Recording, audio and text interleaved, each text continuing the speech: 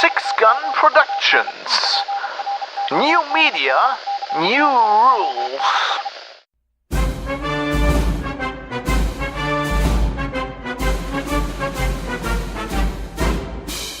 This is Geek News Radio, broadcast 67. For Thursday, August 9th, 2018. They keep coming.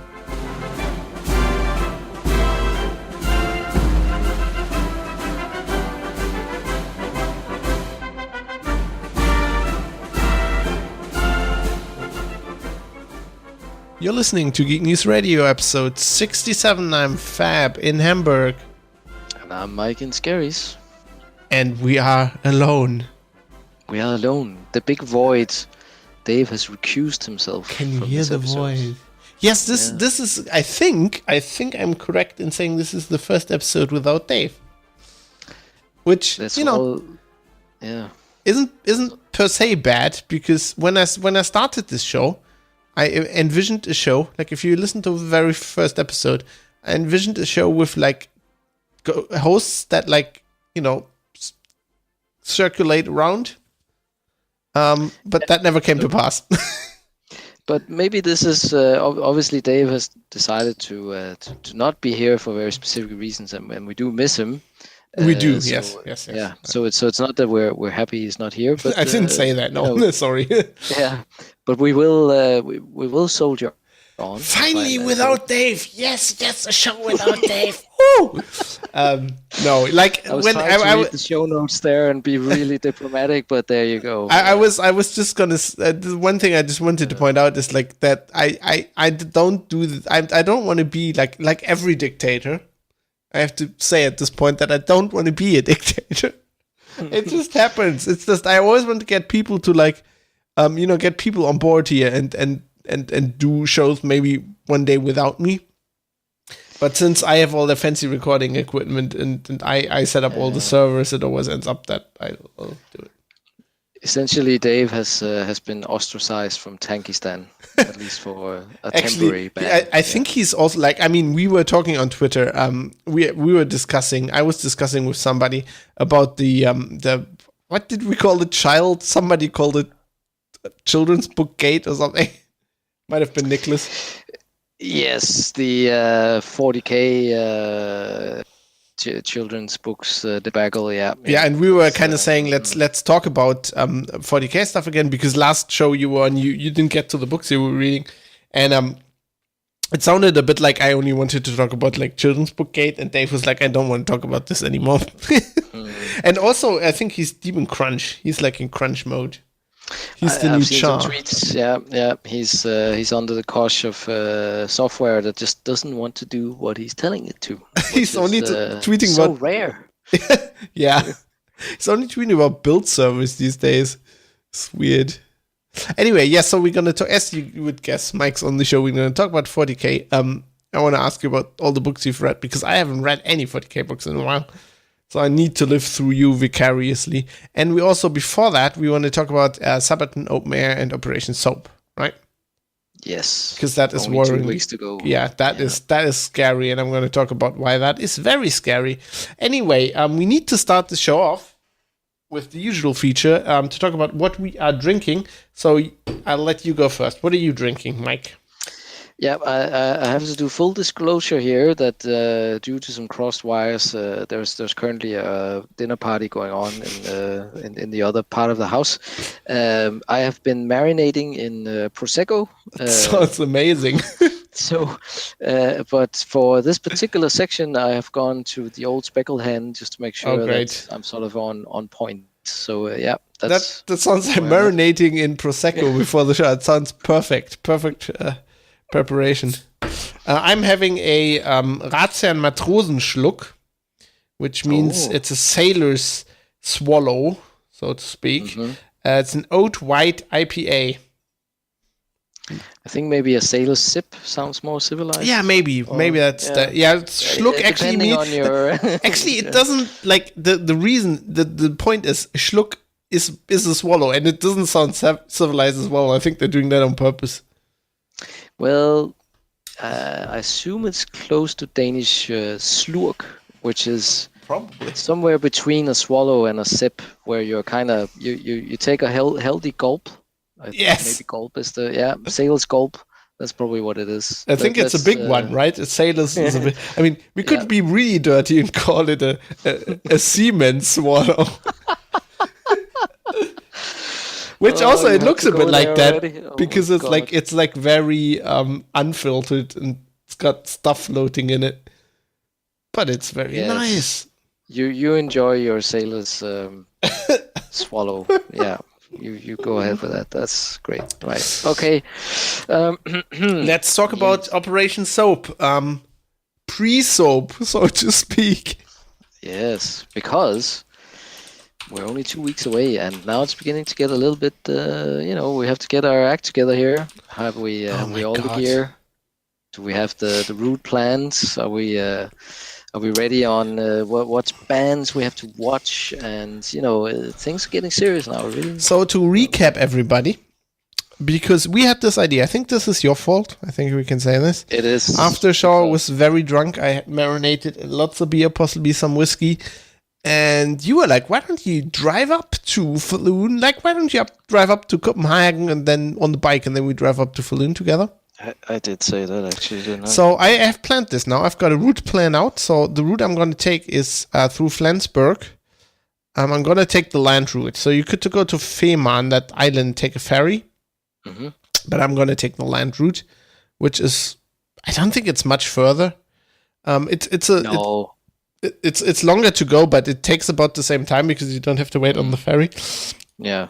So I'm going to do that, and then I'm going to meet up with you and some crazy friends. At least I'm thinking they're crazy just by their names. For the German, their names all sound crazy. I'm sure I have this kind of idea that we're all sort of a bit, middle-aged, dad-ish. And in the beginning, yes, it'll be a little bit crazy, and then as we sort of progress, I think you will see the layers of their sort of middle-agedom will fall away like layers of an onion, and we'll get into the center, which is the pure sort of power metal. I'm still 20 years in my head. Oh yeah, that kind of behavior, That sounds just like me. There. Yeah, be dads on tour, and by the time we arrive in Falun, we'll be perfectly in tune in our, dad-dom, and we'll completely shock slippers, millennial slippers. So this is all scary because I haven't prepared as much as I should. I've bought a flag. I've bought a German Sabaton flag, which I'm gonna put at the back of my bike. I already have Sabaton patches on my cut. I've had them for ages, so I'm ready. How quickly do they deliver? Actually, just when you said German Sabaton flag, I just went, they must have a Danish let me see. flag. I think they have. They if you get it, if you buy it now or tomorrow, it should get to you. 2 weeks is. I mean, mine got here in like 4 or 5 days. They're pretty. There you go. They're pretty quick. I'm just gonna go to the store and check flags. Yeah. They must have a Danish one, except maybe the Danish rivalry. Yeah, the old rivalry here.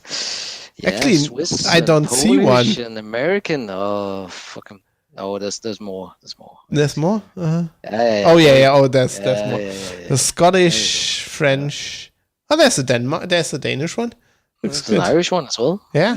Okay. Now you have to decide. Yes. Both of them. So I got the flag. I bought. The Australia one looks great. I love that. I bought in-ear ear protectors. Yes. Tell me a bit about that. Why did you get convinced by our little chat? I got convinced by you. Yeah. Back on the show, I was like, okay. I mean, I'm pretty sure I went to a lot of rock concerts, right? And I never noticed anything. But I think, except twice, except was very loud. I think except's at fault. That broke my ears a little bit. And I'm like, this is a metal concert. This is going to be really loud. This is only metal, so it's going to be bad. Like in loudness terms. So I better prepare myself. 3 days of this stuff, you want to protect your ears a bit, and I'm sorry to everybody out there who's hardcore, enjoy your version of it, but I've met too many people who just look me straight in the eye and go like, I wish I protected my ears earlier. I might pull them out for Corollas Rex and put it back in afterwards. No, that's okay. Select your times and all that, but it's imagine 3 days where you're standing next to a speaker playing at full volume. It's not healthy. It's not. And even though we want to be heavy metal strongmen and put caution to the wind, it'll just fuck up your ears, and it's not worth it. So I got them right here. It says official Serpentine earplugs on the back. So I got that. I'm ready. They're cheap as well, yeah. I bought a shirt. I bought the by accident, by the way. I wanted the I'm a line from the north. Yeah. And I think by accident I bought the Swedish version. Leonette from Norden. Yes, so I have that now. It looks badass. I'm okay with that. Nobody in German knows what that means, so that's good. And now all the Swedish people will come up and chat to you in Swedish, and you'll be like, Bork, bork, bork. Bork, bork, bork. We'll give you a rubber chicken, and then you can do your Swedish chef impression. I'll just say roll met full and thumbs up. That would be good. Now it is scary because my bike's doing weird things. No. I've been riding it a lot this year. I've been through the Alps as well, and it's like I'm gonna change the gearbox oil next week, and I hope that whatever's happening with it is going to go away. If it doesn't, I might get stranded in the middle of Sweden. You have to be in prime condition, man. We're not accepting any bad excuses here. If it gets really bad and the bike's on fire when I get to Copenhagen, we might have to put it in the shed there. And is there another space on that bus? No. Well, damn. We're 6 people and there's 6 seats. Okay, then you'll have to tow me. Oh, we'll see. Logistically, we'll figure something out. We'll figure it out. I think the bike will make it. I hope it has to. Yeah. It must. Yes. This will be fun. So Copenhagen already looks challenging, but then the way from Copenhagen to Falun looks like a grueling bike ride. But we'll be in contact, right? Because we'll have our CB radio. Do you have a CB radio now? One of my friends said that they would look after that. So So I got a CB radio. I've got a headset, so we can talk. We don't need to stop to talk to each other. So just for the non-CB radio nerds, could you explain how it works? Well, CB radio is that thing that the truckers use, if people might know that. And you can get like hand radio. I mean, we could use an Android app or whatever. But I thought that was cool, and I had a CB radio. Anyway, and I think that's just cool. And we need call signs. I'm going because it's an Italian bike, right? Yeah. My call sign is going to be Italian Stallion. Oh, no. And I think yours for the bus should be Danish Dynamite. Yes. You remember that from football? Yes, of course. Yeah. Excellent. Well researched, Fab. I will take that on for sure. It's for people who don't know. Back in '86, I think it was, when there was the World Cup in Mexico. There was a large contingent of Danish fans that went there, and basically the sort of call name for Danish fans at the time was that it was Danish Dynamite. I can't remember exactly why that was it, but we also did this thing where it sounds good. It's good branding. Yeah, we mass-produced these hats that look like basically baseball caps, but it has a little handle. Oh, that's where the hat comes from. Where you pull, and basically there's a set of hands attached to the hat, and then the hands clap when you pull the string. Oh, you Like, came up with that hat. that was the Danish contingent there. So basically in Danish we with much ingenuity we call them klaphatte, which is like clap hats, Clap which is like bars. yeah. That works. So that was the thing, yeah. And it's kind of become a bit of a, if you want to say something that somebody is a bit stupid, then you call them a clap hat. Ah, right. Okay. So there you go. I've Yeah, actually I've looked up Danish hats now. And like the only thing I came up with is like a hat that looks a little bit like my Alpsegler. It's like a no. That's the student when we hats, finish high right? school. Yeah, no, Yeah. no, that's not the one. Yeah, I know that's not the one, but that's a nice hat as well. The student cap. That's what I got when I finished high school, and there are many traditions behind this particular cap. Where when you finish high school, you party for as many days as you can. That's the first thing. Oh, that's a good hat to party in. But I think I managed 3 weeks. wow, what? 3 weeks of straight partying. Holy shit! And then there are different traditions where you get all your friends to write inside the cap with little messages and stuff. And if in the middle there's like a little sort of logo of whatever company made the hat. There are not many in Denmark. They're all sort of traditional and all that. Right, So right. if you have a girlfriend or a boyfriend, then they can write in the middle.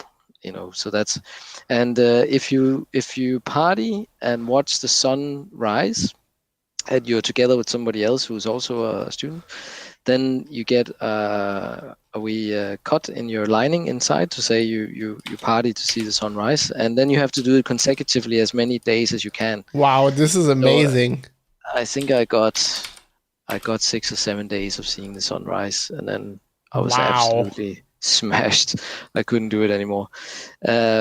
If you are found to empty your stomach at one of the parties, then the brim of the hat gets a cut, so you get a big cut into the brim, so everybody can see that you couldn't hold your liquor, and so on and so forth. There's so many traditions. Some of the best times of my life. I still think back at that period, but obviously, after 3 weeks, when I was meeting up with my friends, we would bring in a crate of beer and we would sit and talk. And at that point, we were sort of half alcoholic. I mean, we really were. It's and then you kind of go like, I've just had half a crate of beer and I don't feel it. And you're just like, should maybe start toning down a bit, on the party scale. But it was good fun, like. Yeah. So and when we graduate, then you drive around these big buses and you play loud music, and you drive around the town where you graduate and wave to people, and yeah. Wow. It's a whole universe in its own, graduating from high school. Wow. So, yeah. That's not bad. Back in the day. Cool story. Yeah. Anyway, Cool back story, to soap. Yeah. So and of course, Operation SOAP is Operation Sabaton Open Air Project, because we had to make the acronym stand. And I'll be joined with a group of my friends from Denmark, and then obviously Fab and Dave, and Dave's girlfriend Ellie will be there. So we'll be 9 people. Going to Falun with obviously, as Fab has described, he'll be on his bike and we'll be in the dad bus, which is driven by my good friend Mikkel. I'll keep wearing that cut all the time. By the way, don't wonder if I sleep in it. Which cut? Sorry. Yeah, the biker cut. The vest, biker vest. Oh yeah. I have a battle vest myself, and I actually need to put some more patches on. Yeah, I'm thinking I should put my Hot and Orbital Truckers patch on as well, just to see if anybody. Yeah, I put mine on the I put mine on the flight suit. I need to get a second one. Yeah, okay, yeah. You need to work fast to get that one, I think. So yeah, I have my battle vest. I'm actually a little bit underprepared in the sense that I'm not sure about my footwear probably need to get a new set of boots with steel toes and stuff like that, because That's a good point. I think I need shoes for this shit. I think you will, because I'm looking at the set list here that, obviously we're not going to look at everything, but there's quite a few names that I'd like to check out apart from Sabaton, which of course are headlining on my birthday. Oh, I know what I'll do. Sorry, before you go into that, I know what I do. I have like my biker boots, right? And they're falling apart. So I'll just keep wearing them. Yeah, and maybe go to a cobbler and see if for a few quid he can, I don't know. Well, no, they're quite good. It's just like something. little straps that are falling off and stuff. It's like not important. Like that. Oh yeah, then yeah. But the thing is, I want to buy new ones pretty soon, so I can just keep wearing those until they fall apart. Yeah. Oh, that's a good call. Set list. Yeah, so obviously we're going to drive up on the day very early, Thursday morning on the 16th of August. And then we hope to be able to start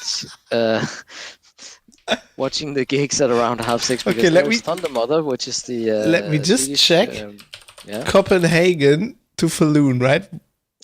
We're talking, is it 4 or 5 hours or something? Well, yes, but that's 726 kilometers. Yeah. I hope I can even still stand after that, but we'll see. you might have to prop me up. Like Fab, I'll make the offer now here online. That if you really think you probably need to maybe jump into a car in Copenhagen, then I do have a hire car that I'm hiring for when I come back. I can extend it, and we can do a. Okay, that's the emergency plan. I will try to do it on the bike, but that's the emergency plan, yeah. So we're gonna watch the Swedish female version of AC/DC as the first act, called Thunder Mother. Are they Swedish? I think they are. Yeah. Okay, I had no idea. Yeah. And then we have Primal Fear, whom I think are German, which is more like traditional. Yes. Power metal. No, they're from Sweden. Are they Sweden? They're from Växjö. Växjö. Växjö. Thunder Mother are Swedish, while Primal Fear are German. Yeah, that's how it is. And then for Thursday night, the main event is Sepultura. And obviously, I hope they don't need a lot of introduction to anybody, but basically Sepultura is a traditional thrash metal band that have their roots. People will get that back in the early 90s. They've gone through a few lineup changes, but as far as I'm reliably informed, they're still a force to be reckoned with, and I think that's going to be a brutal start to the festival. You have to prime me on all of this shit. Yeah, Sepultura, well, that's going to be pretty hefty. I promise you that. So that's all for Thursday, because obviously we shouldn't burn out, and then of course on the Friday we'll start off nice and easy with the Beast in Black at 3:30, which is again I think sort of a half sort of local-ish band. Let's see here, Beast in Black. Because the funny thing with Sabaton is they've invited people that either have been in their band and have their own bands, or are actually still in the band and they have sort of a side thing or whatever. And of course they have friends in different genres and stuff like that. So it's really interesting how they do this.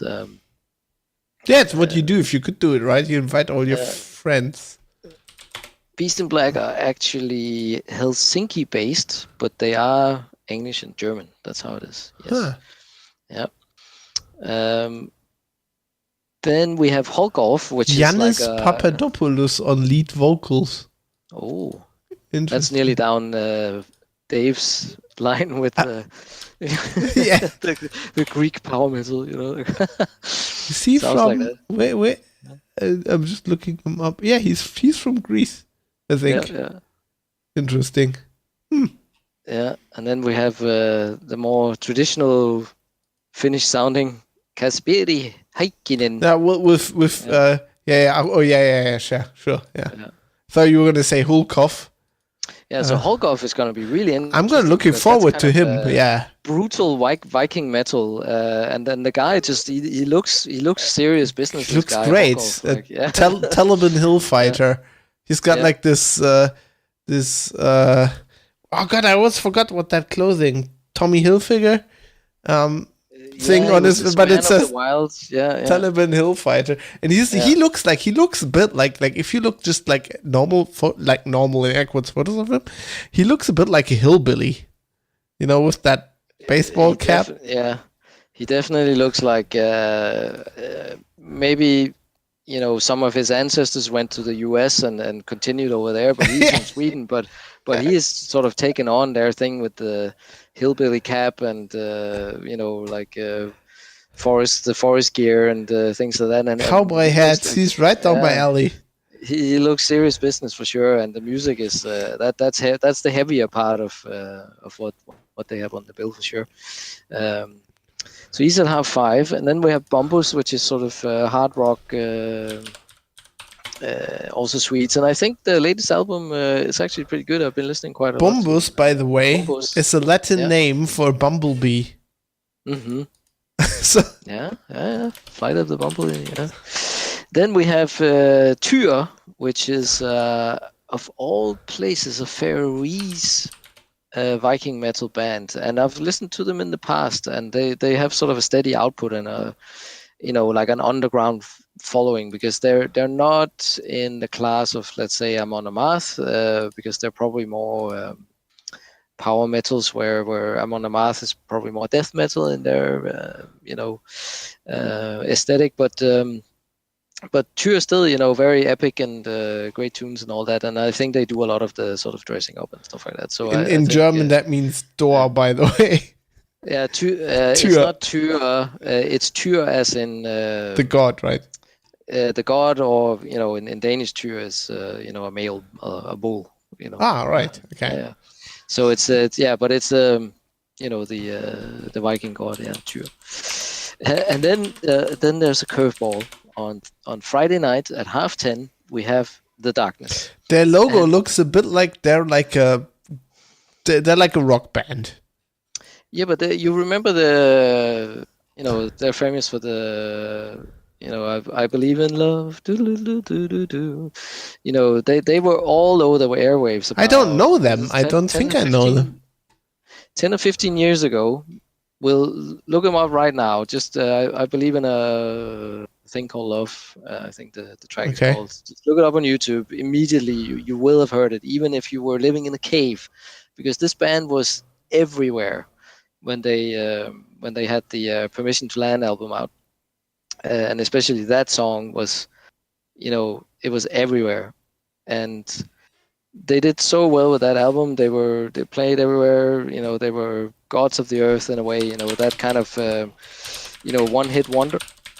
And when they released their second album, they kind of failed a bit on that, and the band sort of split up a little bit. And the lead guy tried to do a bit of solo stuff, I think, and they did another band. And then sort of tried to sort of move on and things like that. Now they've gone back and sort of they're looking back at their sort of cheesy time with the one-hit wonder stuff, and they were always a decent band. Like they are really good musicians, and I haven't actually listened to much of their new stuff, because I think they have done a new album. Well, this can be a curse of a band, right? Getting the number one thing. Yeah, I've heard Bruce Springsteen once say that he's in a way glad that he never got a number one hit. Because Born in the USA was close, but it wasn't there. Yeah. So the only song the only Springsteen song that ever was single number one is Blinded by the Light, but in the version by Manfred Mann. Yeah. My God, their outfits. This guy wears onesies with open breasts. Oh, he's a spandex onesie guy, Justin Hawkins. Yeah, so this will be the sort of more bubblegum, tongue-in-cheek sort of. I will like that. I guess that's right down my alley. I think if we have a good amount of beers in us, and we sort of let the critical part of our brain sort of rest somewhere, I think we could actually have a great time with the Darkness. I've heard they're a good live band, and they don't take themselves too seriously, which is a prerequisite. For And then it takes a bender for the dark again with a band called Nocturnal Rites. Nocturnal Rites, and that's the thing. We don't want to go completely lovey-dovey here. You know, we need some good grimy stuff. You know, and I think Nocturnal Rites is probably more on the sort of doomish metal side, where I always think back on when I watched the band called Typo Negative about, oh my god, 15 years ago or something, in a festival in Denmark. It was around 1 o'clock in the morning, and they had very little lighting. It was just very atmospheric. I was quite drunk at the time as well. And I still think back on this gig. It was fantastic. The lead guy, who was a bass player and the singer, he ended up throwing his bass out to the audience at the end of the gig because he'd had such a good time. And he was like, "Does anybody want a bass?" And then he threw his bass out. And it was one of these custom basses that had like his logos on and things like that. It got absolutely torn to pieces.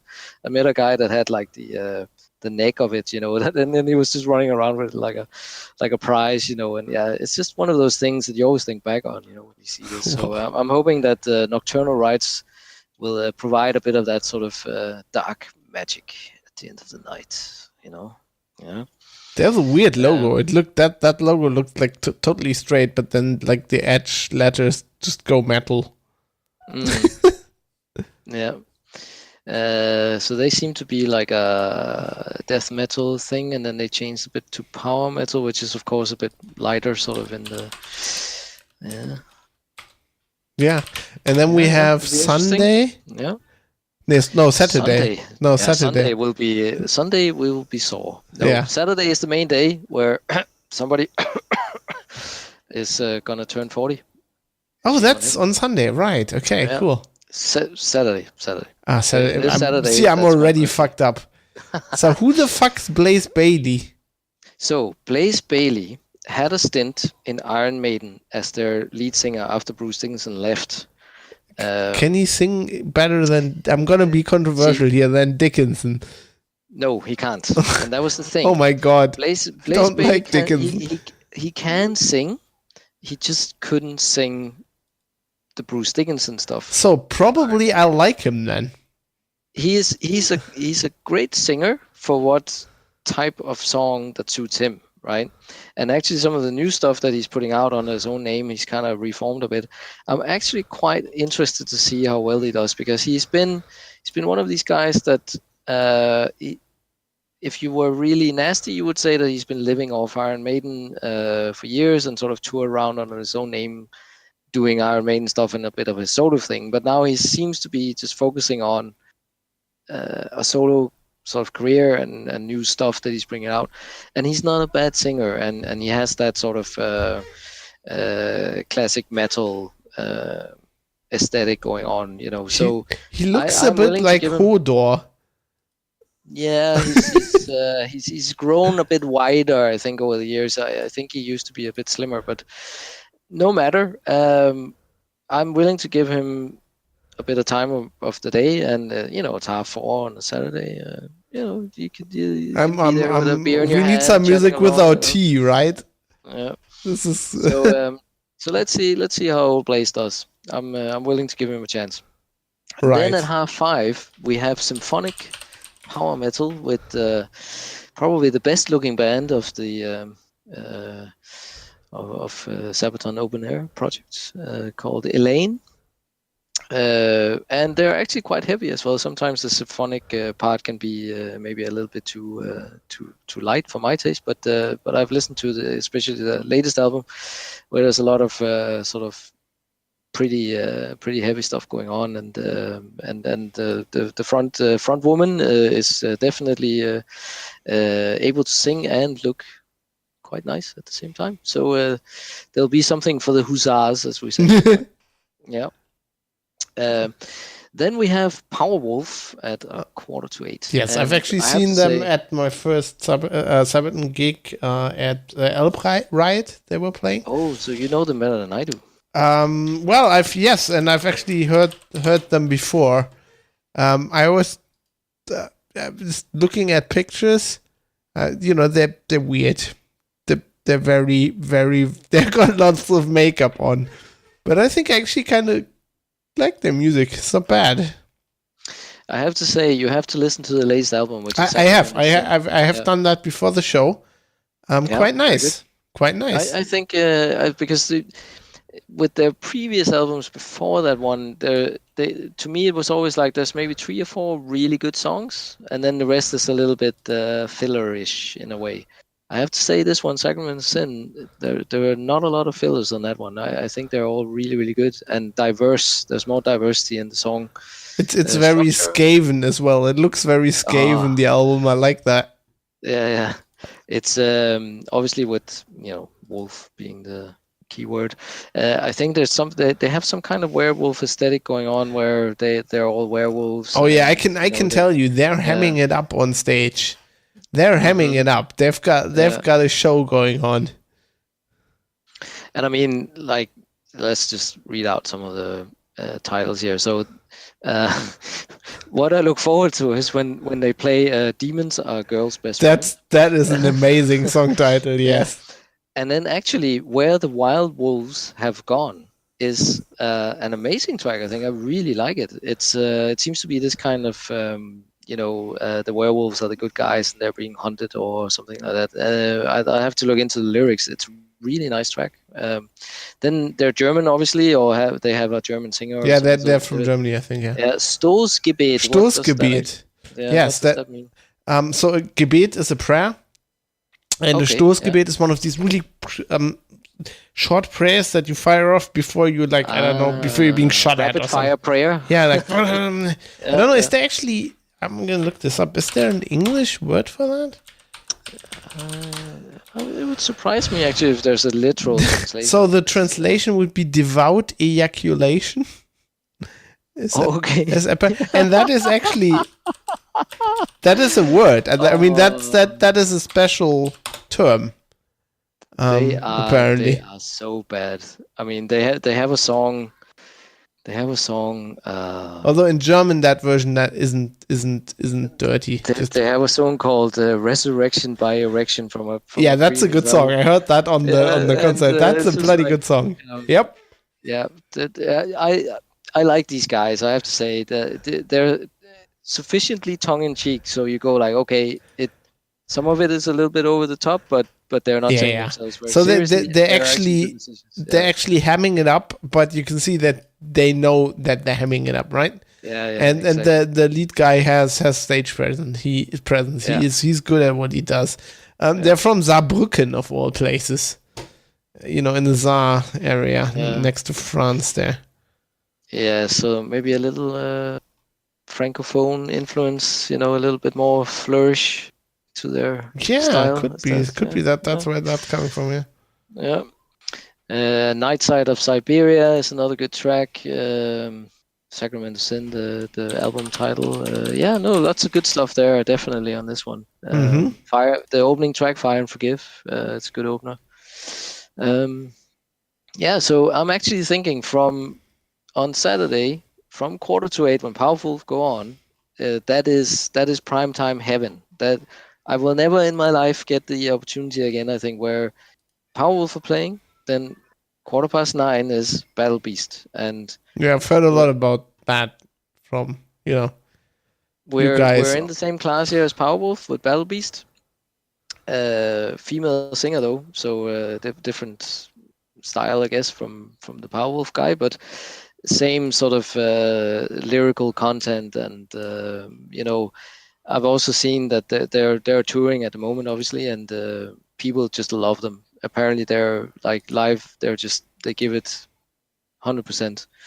Never seen them live before, so I'm just really, really looking forward. Dave has seen them, right? Didn't he go to a gig? Yeah, I think he liked them a lot. So those are the two sort of entrees then to Sabaton coming on at 10:30 on Saturday night. And at that point, I must be able to find the optimum sort of being drunk and also being able to enjoy. So it's gonna be a masterclass of trying to be in the right state of, drunkenness and being able to still hear what's going on. And being able to sing Swedish, because they will play everything from Carolus Rex in Swedish. You just know that, yeah. Yeah. I mean, they're in their hometown. They have their Swedish album for Carolus Rex. Well, join the dots, man. I'll have to learn. I have to learn the lyrics good enough that I can just sing English along. After some stuff to do. What's your opinion on teasing out the set lists beforehand for bands? Do you want to know what their set list is at a live gig, or do you want to be surprised? I don't know. I've never been to a gig where they did that. Like all the bands I go to, they don't say beforehand. No, but what happens is obviously on the tour, most bands have a set list. Well, I'm okay at looking at that. I'm okay at looking at that. I mean, although like even there, I go to bands where they mix it up a lot. Because I go to Springsteen and go to bands that aspire to be the Springsteen, where he has so many songs, and his point is just he has people that go to like 4 or 5 concerts in a row, and he mixes it up bad time. Yeah. Really bad. And I mean, Sabaton is not on tour right now, are they? So I don't think so. No. So we have no idea what they're gonna play. No. So actually with Sabaton, that could be anything really, and I assume since it's their festival, they can just decide how long they want to play and how they want to do it. That's the part that intrigues me as well. Like like it's their festival. It doesn't mean they can just they're like kings. They can just do whatever they want. Yeah, so it's not like Springsteen getting kicked off stage by the by the curfew. I hate that stuff. But I mean, I think there's no curfew in Falun when Sabaton is playing, right? I would hope so. Like that would just be a total downer if they go like, oh, we'd like to play another half hour, but there's a curfew, and you go, oh fuck, it's my birthday. Not gonna happen, I think. No, I would sincerely hope so. There's some of our friends that are being a little bit sort of they've heard that you can't bring the beer with you out of the bar area. Right. Something like that because of this rules there or something like that. And I'll have to read into that. I've sort of left that a little bit. I'm a little bit nervous about that because I can see some of them will get annoyed about it. But on the other hand, it's like, just stay in the bar area then, and then you don't have to drag your beer over to the just get to the gig. So I'm hoping it can all sort of work out fair enough. But it will. I'll fill it in my boots. I don't need them after this tour. I'll have beer in my boots.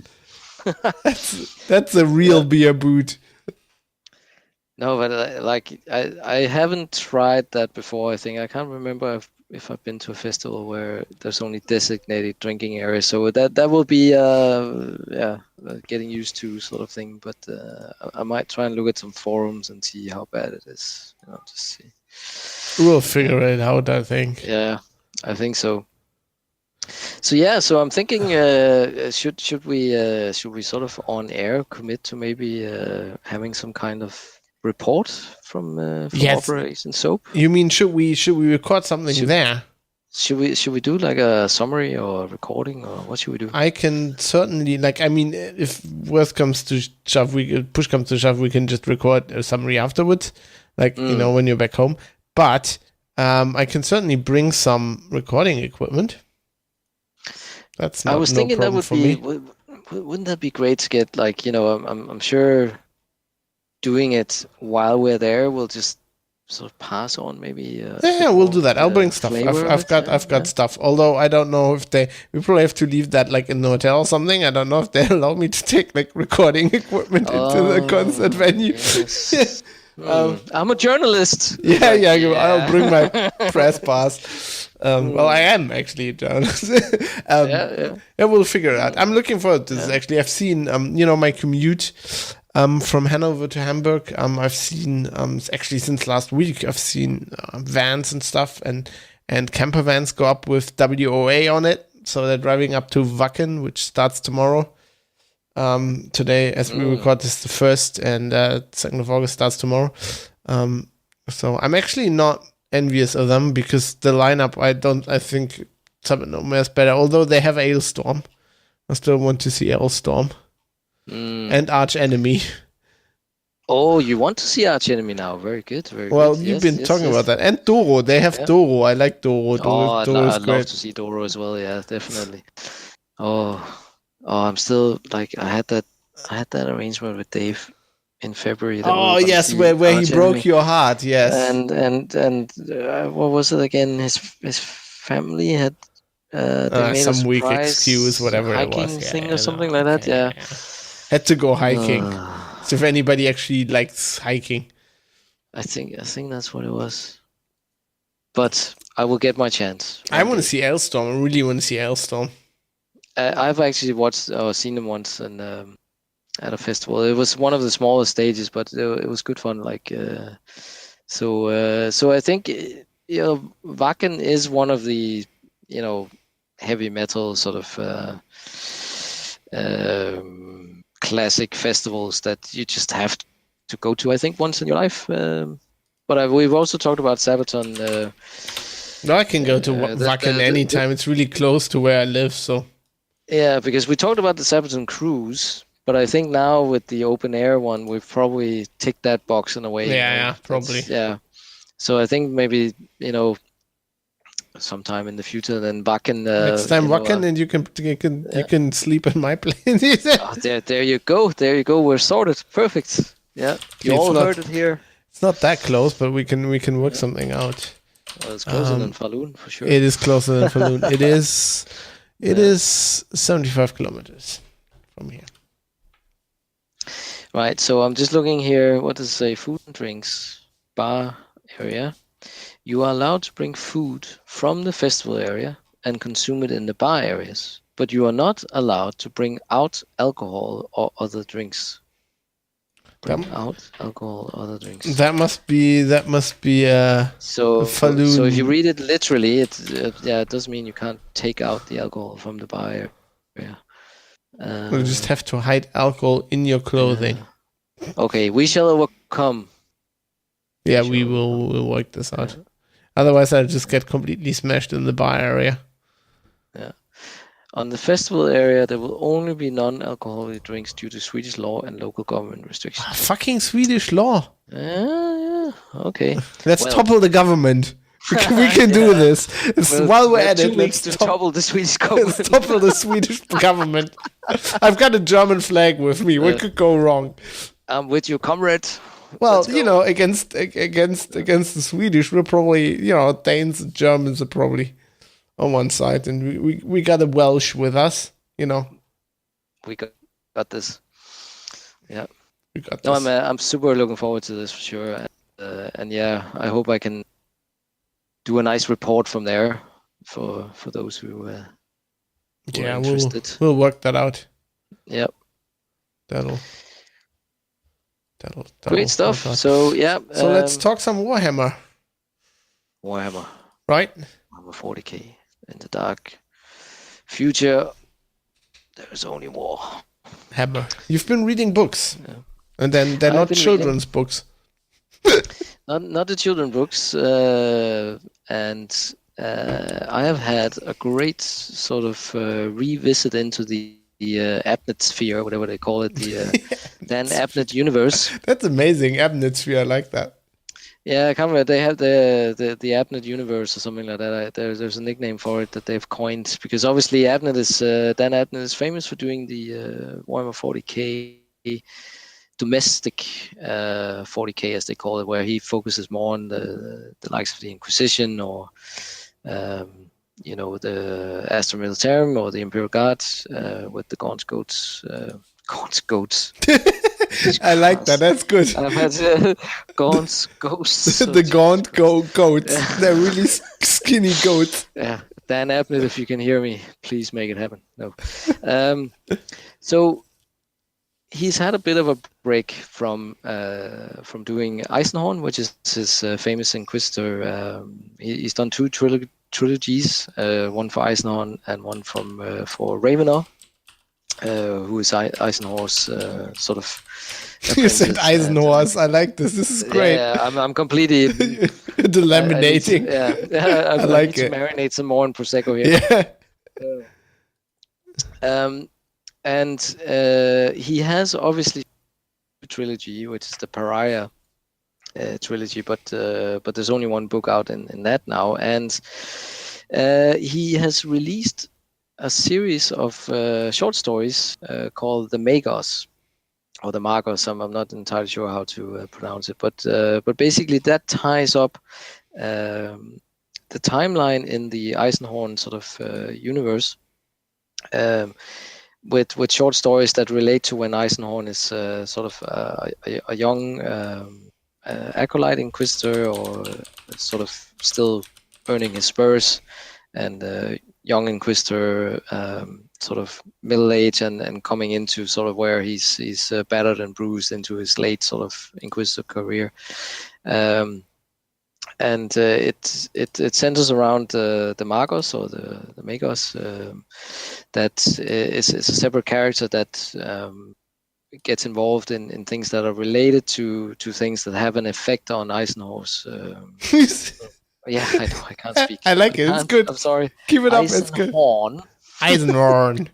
Eisenhorn.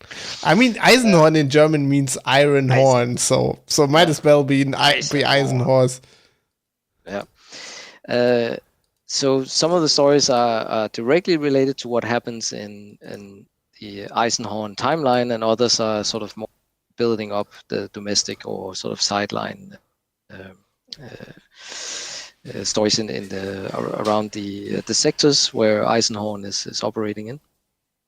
So obviously there's some planets that we visited before, and then some new places that are introduced.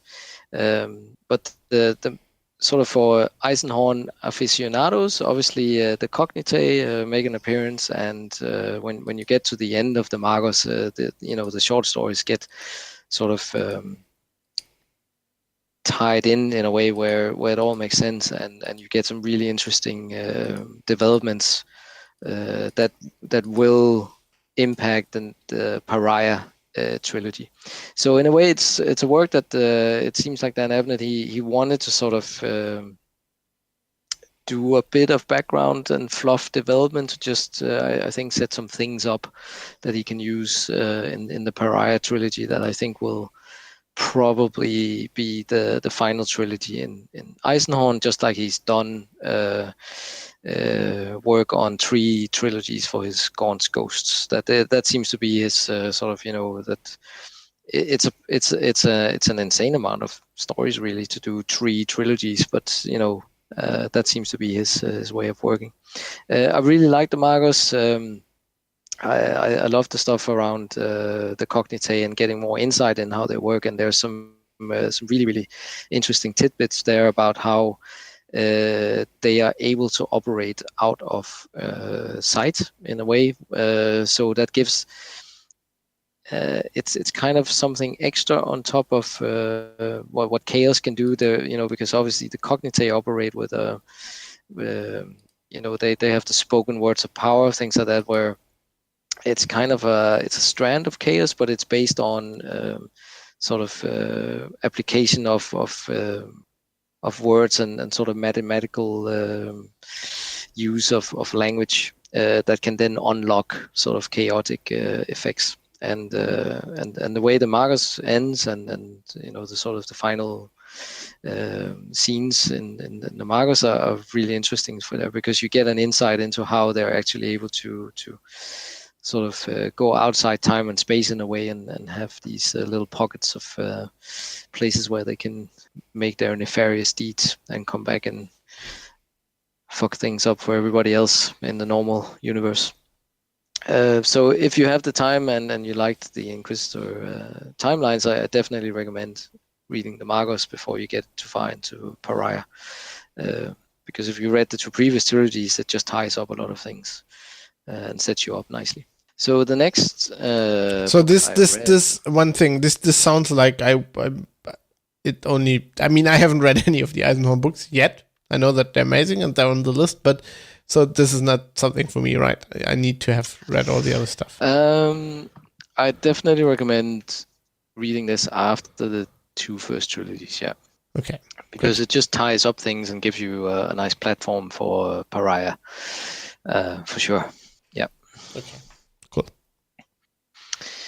Yes, and then I grabbed another Dan Abnett book called The War Master. So that's the Gaunt's Ghosts series of books. The previous book was Salvation's Reach. So this is the third and final trilogy that he's working his way through. So must be the 3 eighth. trilogies, so 9 books. Three, yeah. So this would be the 8th book. Yeah. Oh. So obviously, for fans of the Gaunt's Ghosts, you will know that obviously the Ghosts have sort of gone from being a ragtag unit that were sort of taken off their home planet, which was subsequently destroyed, and that, you know, in the trilogies that followed, it shows how they developed from sort of just a standard Imperial Guards as the military regiment to being sort of covert ops specialists under the tutelage of Ibrahim Gaunt, the commissar, who later becomes Colonel Commissar. He sort of gets double titles. When we reach the end of Salvation's Reach, they've fulfilled a very dangerous assignment to get a valuable asset from the arch enemy, you know, the forces of chaos that are sort of duking it out in the Sabbath Crusade. So basically, this takes place over a long period of time in the Sabbath Crusade, which that's a setting that Dan Abnett came up with, right?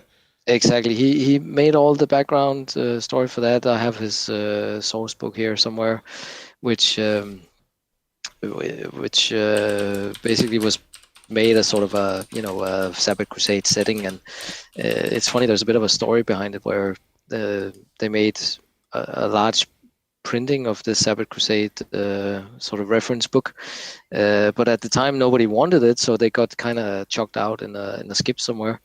And later, when he became more famous and and the Gaunt's Ghosts sort of took off, then this reference book has become nearly gold dust. I was going to say, can you still buy that? You can't. It's out of print and very rare. So in my sort of limited edition rare book period of collecting, I managed to pick one of those up. I have no clue what this was today, but is that called the Sabbath World's Crusades? Is that background book? That's probably I'll need to go and see what it is. Came out November 2005. Something like that. And right. So obviously it's something that he's worked on for coming up to 15 years or something like that. Yeah. And at the time when we finished Salvation Reach, the ghosts have picked up it's a person in the from one of the Chaos factions that's very valuable, and then they're picking him up for getting intelligence that they can use against the two big factions that are fighting against the Imperium in the Sabbath Crusade. Then they get thrown out of sort of warp space in one of those warp events where time in the real world passes really fast. So when we're in the War Master, they're actually 10 years have passed since they finished their mission, and officially they have then gone missing, and Ibrahim Gaunt and his regiment are declared dead and gone, and then he sort of all of a sudden reappears, and they're like, oh my, by the emperor. Here's Imperm God, and they've bestowed all these sort of posthumous accolades on him and things like that. So obviously his standing in the Imperial Guard gets a notch upwards because he was posthumously awarded a higher rank and things like that. So that's a bit funny. And then as it turns out, what they've arrived at is a world where they have the Saint Sabbath, the actual saint fighting, and the War Master himself is there, War Master Makaroth, and a lot of the Lords Militant and so on. So the Imperium has committed a lot to fighting in one single theater because they think they can eradicate one of the main chaos warlords as well, who's also present on this world. So the story is a lot about how they deal with having been away for 10 years all of a sudden.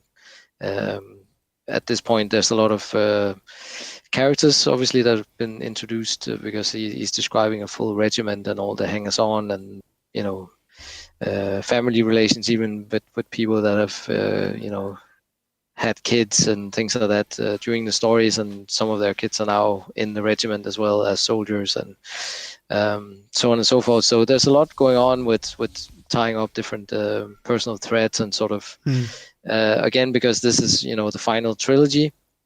Obviously, he's setting up that this is where the final blow will happen, and will the Gaunt's ghosts be able to succeed against this powerful warlord. And there's some machinations going on with they found some chaos artifacts and things like that obviously you don't get the full reveal of what that actually means. And there's a few of the Gaunt's ghosts that go missing or are killed and things like that, where you can see that he's aware that he has to bring all these things together and sort of make a big showdown in the next novel, because that will be, I think he's already named it the Victory. Okay, so he hasn't written that yet? No, that's the thing, because it's always been the premise that the Gaunt's ghosts, because they lost their home world, which in the first book was blown to pieces, he's always referred to sort of not very overtly, but it's been part of the story that an Imperial Guard regiment can actually, if they perform extraordinary deeds and are the 1% of the Imperial Guard in worth and accolades, they can actually earn the right to colonize a planet.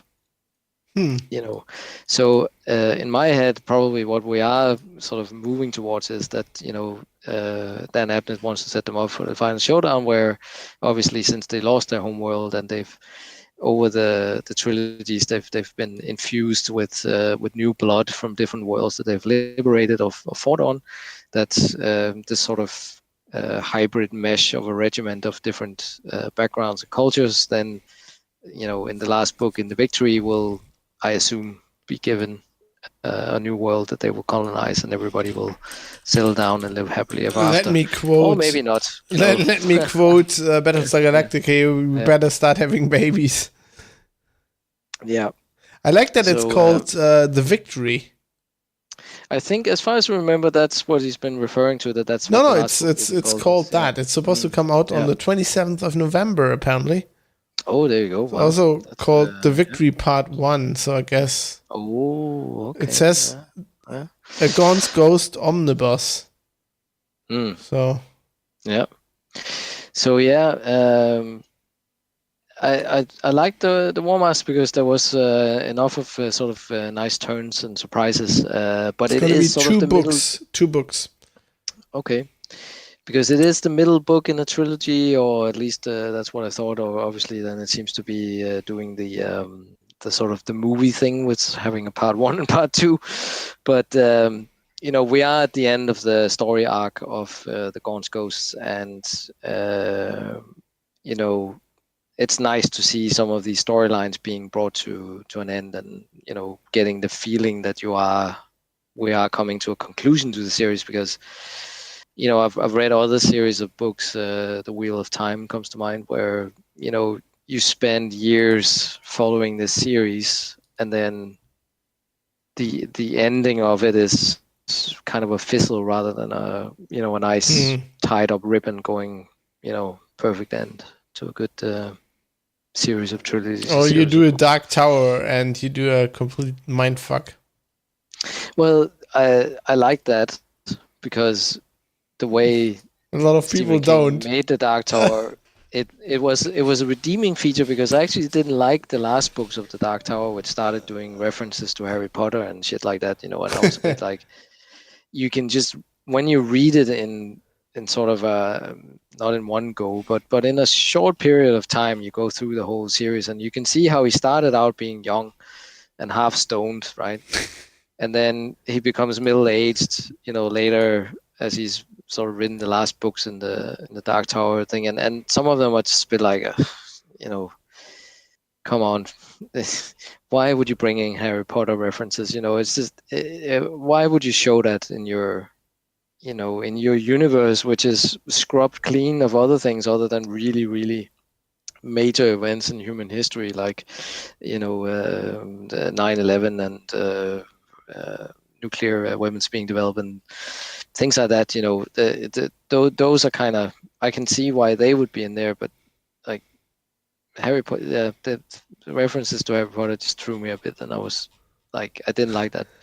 But yeah, the ending, I think that the amazing thing with the ending, which is just, I like it. Like point. it's you can tell that he didn't know how to end it as well, and you could tell that it took him like, and he just had an idea. Just like, okay, that's amazing. We're just going with that. But it actually makes sense in the universe. Good. Yeah, yes. Well, that's his skill, right? So he can. Yeah. He could. It wasn't just an out. It was good. He bent it as well. I just looking up Dan Abnett, by the way. He wrote 2 Tomb Raider books. No, but Dan Abnett is he's together with his wife. Stuff. Yeah, he's involved with a lot of stuff. He's done a lot of Aquaman comic stories, I think. He writes for Guardians of the Galaxy, obviously. Oh, Guardians of the Galaxy. Like I don't know exactly how much of influence he had on Guardians of the Galaxy end product, but I think he set up a lot of their. Yeah, and he's in the credits, at least of the first movie. So, the thing with the Gaunt's Ghosts and Eisenhorn is that that's what he started out being quite well known for, and he's moved on, and he sort of dips into it and comes back to it when he can, and I appreciate when he does that, because I still think he's one of the best Warhammer 40k authors. There are many more coming through now that have a similar level, maybe different style, so that's great. But I will always read one of his books because he just has a really good way of he knows what he's doing, tackling it. Yeah, he knows what he's doing for sure. But it's not that I'm pining for him to write more 40k stuff, because I can easily read Guy Haley or Chris Wade or Aaron Dembski-Bowden. Even John French now, I think, is actually pretty decent as well in what he writes, and that satisfies my need for sure. They have a lot of good authors. I mean, Chris Wraith, I really like his writing. I need to read more of his stuff. I think he's actually underrated. I like him. I think he is, yeah, for sure, because he's maybe not as bombastic as some of the others, but exactly, that's what I like. He still has. Like if you met him, I mean, we've met him, right? So he's a really quiet guy, and he kind of writes like that too. But he's still, but he's so clean and there's a poetry in a way to the way he writes. It's very. It strikes me as very literary. He seems to be well read, more than I mean, not that I'm saying that other Black Library authors aren't, but like he just strikes me that way. Yeah, no, I know exactly what you mean. Yeah, he's classical. Maybe that's the word. Yeah, it's not without being like boring, which classical often. Yeah. Devolves devolves to. I don't know. Yeah. Oh, they've got so many good authors. I mean, God. Yeah, the question now is what to focus on, because the amount of output is phenomenal. I think we talked about it. Yes, I think last time. for me it's just overwhelming. It's just too much. It's like Warhammer 40k, like the games, right?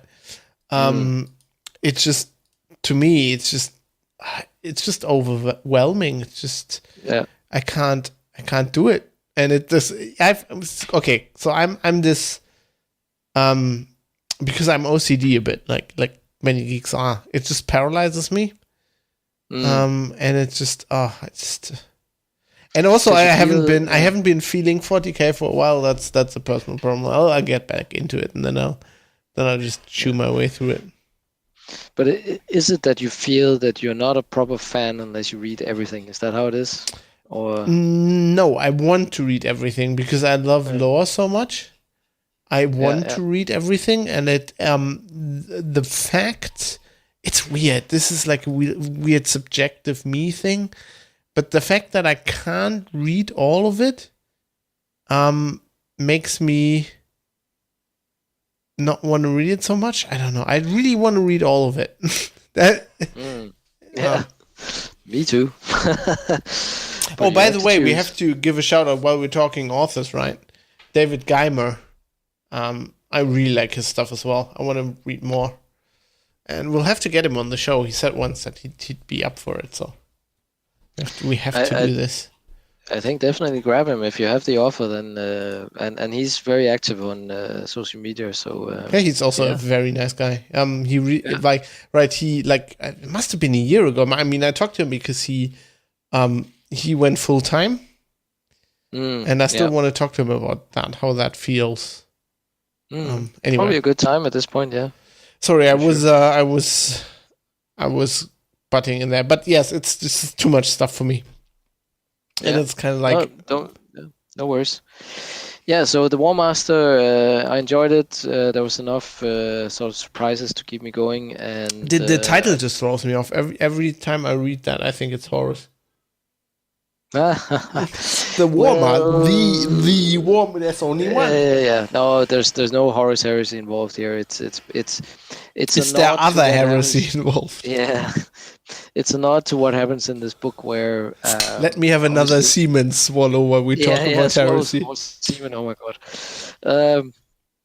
Because obviously War Master Makaroth, that's who is sort of alluded to in many times in the book, and Gaunt does get to meet people who are close to him and so on. He's never actually met him, but he will in this book, and it's quite interesting what then happens. He looks like Napoleon. Just looked up his wiki entry. Yeah, that picture is definitely inspired by Napoleon. Can't tell me it isn't. If you look on, I like his crotch. It's got a good crotch game going on there. Yeah. Those names: Archon, Nedzabar, Hector Drevere. God, he comes up with good names, doesn't he? Abnett. That's the hardest thing. Like coming up with names. It is literally that has single-handedly preventing me from writing books. I can't come up with good names. Yeah, I saw there was a writer on Twitter the other day that was like, sometimes I just put in evil guy with beard XX or something like that, and then they forget to edit it out. And then it arrives with, the editor with like, who the fuck is this? Because obviously at some point you just need to get on with the story, because you can't sit there and obsess about this one name and then Well, I know how to do this with like news stories. I'm not putting evil guy, but at some point you just have to stop your OCD and just do it. And you could just do like Abnett and name a guy Slado. He's Play-Doh. This is like from Star Wars. It's Grand Moff Slado III. But that's the thing, because at this point we are so far away from when he started, where basically, he was I can't remember his background, but games designer or something, and then they've all come from backgrounds where, writer wasn't maybe their first intention in what they were doing with the great intellectual property of Warhammer 40k, but for through whatever reasons they sort of managed to stick with it and get better, and yes, some of the things are just like, yeah, okay, that sounds like something I would have done in my I'm planning game, I'm planning to get in there, give it a few more years, let those politically correct progressive people like Dave, change 40k a bit, do their stuff. And in 10, 15 years, I'll have my campaign of making grim dark again. And I'll come in there. I can see you're playing the long game. With the dirty stuff. Well, you have to. Yeah. You and me, dads like us will have to.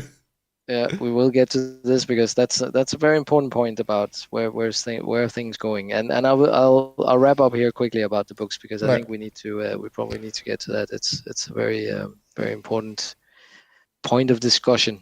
I will say for you then, for the other two books that I've listed here, for your sense of law, you need to read more Guy Haley as well. Oh yeah, man. Yeah. Guy Haley is good as well. He is established now. I think in the past I've talked about him as an up and coming name, and I don't think I need to do that anymore. He wrote Dark Imperium. There's a second one coming out of that soon, and the two books that I've read of him, The Devastation of Baal and Wolfsbane, clearly shows to me that he is central in talking about the development of the new 8th edition 40k universe, because the stuff he writes about is intrinsically linked with what they're pushing out in the rule sets, with the Primaris Marines and the Cicatrix Maleficarum, the Scar across the galaxy, and so on. And it's clear that he has been involved centrally to the story. So in the Devastation of Baal, it's about basically the Blood Angels coming under siege from the nefarious Tyranids, where obviously Dante, Commander Dante, plays a pivotal role in sort of calling in all the Blood Angels' successive chapters to get them to come back to basically their home world, Sanguinius' home world, and defend it against this menace. And obviously getting smashed full on by a Tyranid high fleet, one system can't resist that. But obviously, because the Blood Angels, they manage to do things that avoid disaster. Yeah. No, but the thing I is, like how you're not spoiling this here. No, I don't want to give it away, because there's a lot of really, really interesting stuff that goes on, and I can probably say something about, like, Dante, for example. Given the way the Blood Angels, it's all based on blood, that they basically it's a bit in the name, yes. Yeah, they still basically recirculate Sanguinius' blood through their grails and the sanguinary priests. That's their ritual and things like that. So an essence of the Primarch still lives on in the Blood Angels, and especially in Dante, who has lived far longer than any other Space Marine. I can't remember the exact number, but I think he's like he's an old bastard, 1200, 1300 years old or something like that, which is extreme even for a Space Marine. And it's funny how Guy Haley's just putting in that little thing about, like, Dante's actually, he's a bit tired. He's a bit like, as you would be after that time. I'll still do my duty, but fuck, I'm tired. It's just that, and it's so. Can you imagine? Like, I mean, you're a tad older than me, but a little bit. Yeah. So I've seen shit. You've seen shit. Can you imagine 1300 years of that shit? Yeah. You'd be tired, man. Yeah. and it just Fucking the tired. constant war, the constant demands. It's just like, Idiots I thought everywhere. I saved the universe like 200 years ago. I have to do it again. You know, you're like, I know how we could save this. I know how we could sort this out. I tried shouting at people. It doesn't work. I tried shooting them. It doesn't work. It doesn't Exactly. work. They keep coming. Yeah. The idiots keep reading. But obviously the Cicatrix Maleficarum, the Great Scar, opens during this novel. So that's one of the causes of the Tyranids going going AWOL. They can't handle a galactic event like that as well, because obviously Is that something happened with the Tyranids? That's part of it, and I'm not up on that. On that. And the thing is, Dante does his bit as well to sort of cut off the tendril that's attacking Baal, right? So what happened to the Tyranids? Are they just so basically the Scar kind of cuts their attack over, so they do different sort of things to make sure that one of the big tendrils sort of goes towards Baal, and then Dante faces off with the like a representative of the hive mind, basically, and of course kills it. And so the Tyranids they just can't deal with the fucking warp. Well, that's the thing. I mean, a warp storm will affect them as well, right? So so that kind of saves their bacon a bit, and Dante does his bit, and then of course Gilliman arrives. And at this point, Dante goes, "Oh fuck, I'm tired of this guy." Yeah, but that's the thing. He's like, fucking guy. And then Gilliman goes, "Great job, really like what you've done here. And could you be the defender of the of the dark side of the sky, so because that's obviously where Baal is now located. They're on the wrong side of the fucking and then Dante goes, and Dante who the goes, fuck who the fuck are you, and where were you the last 1300 years where I was slugging it out, you bastard? Exactly.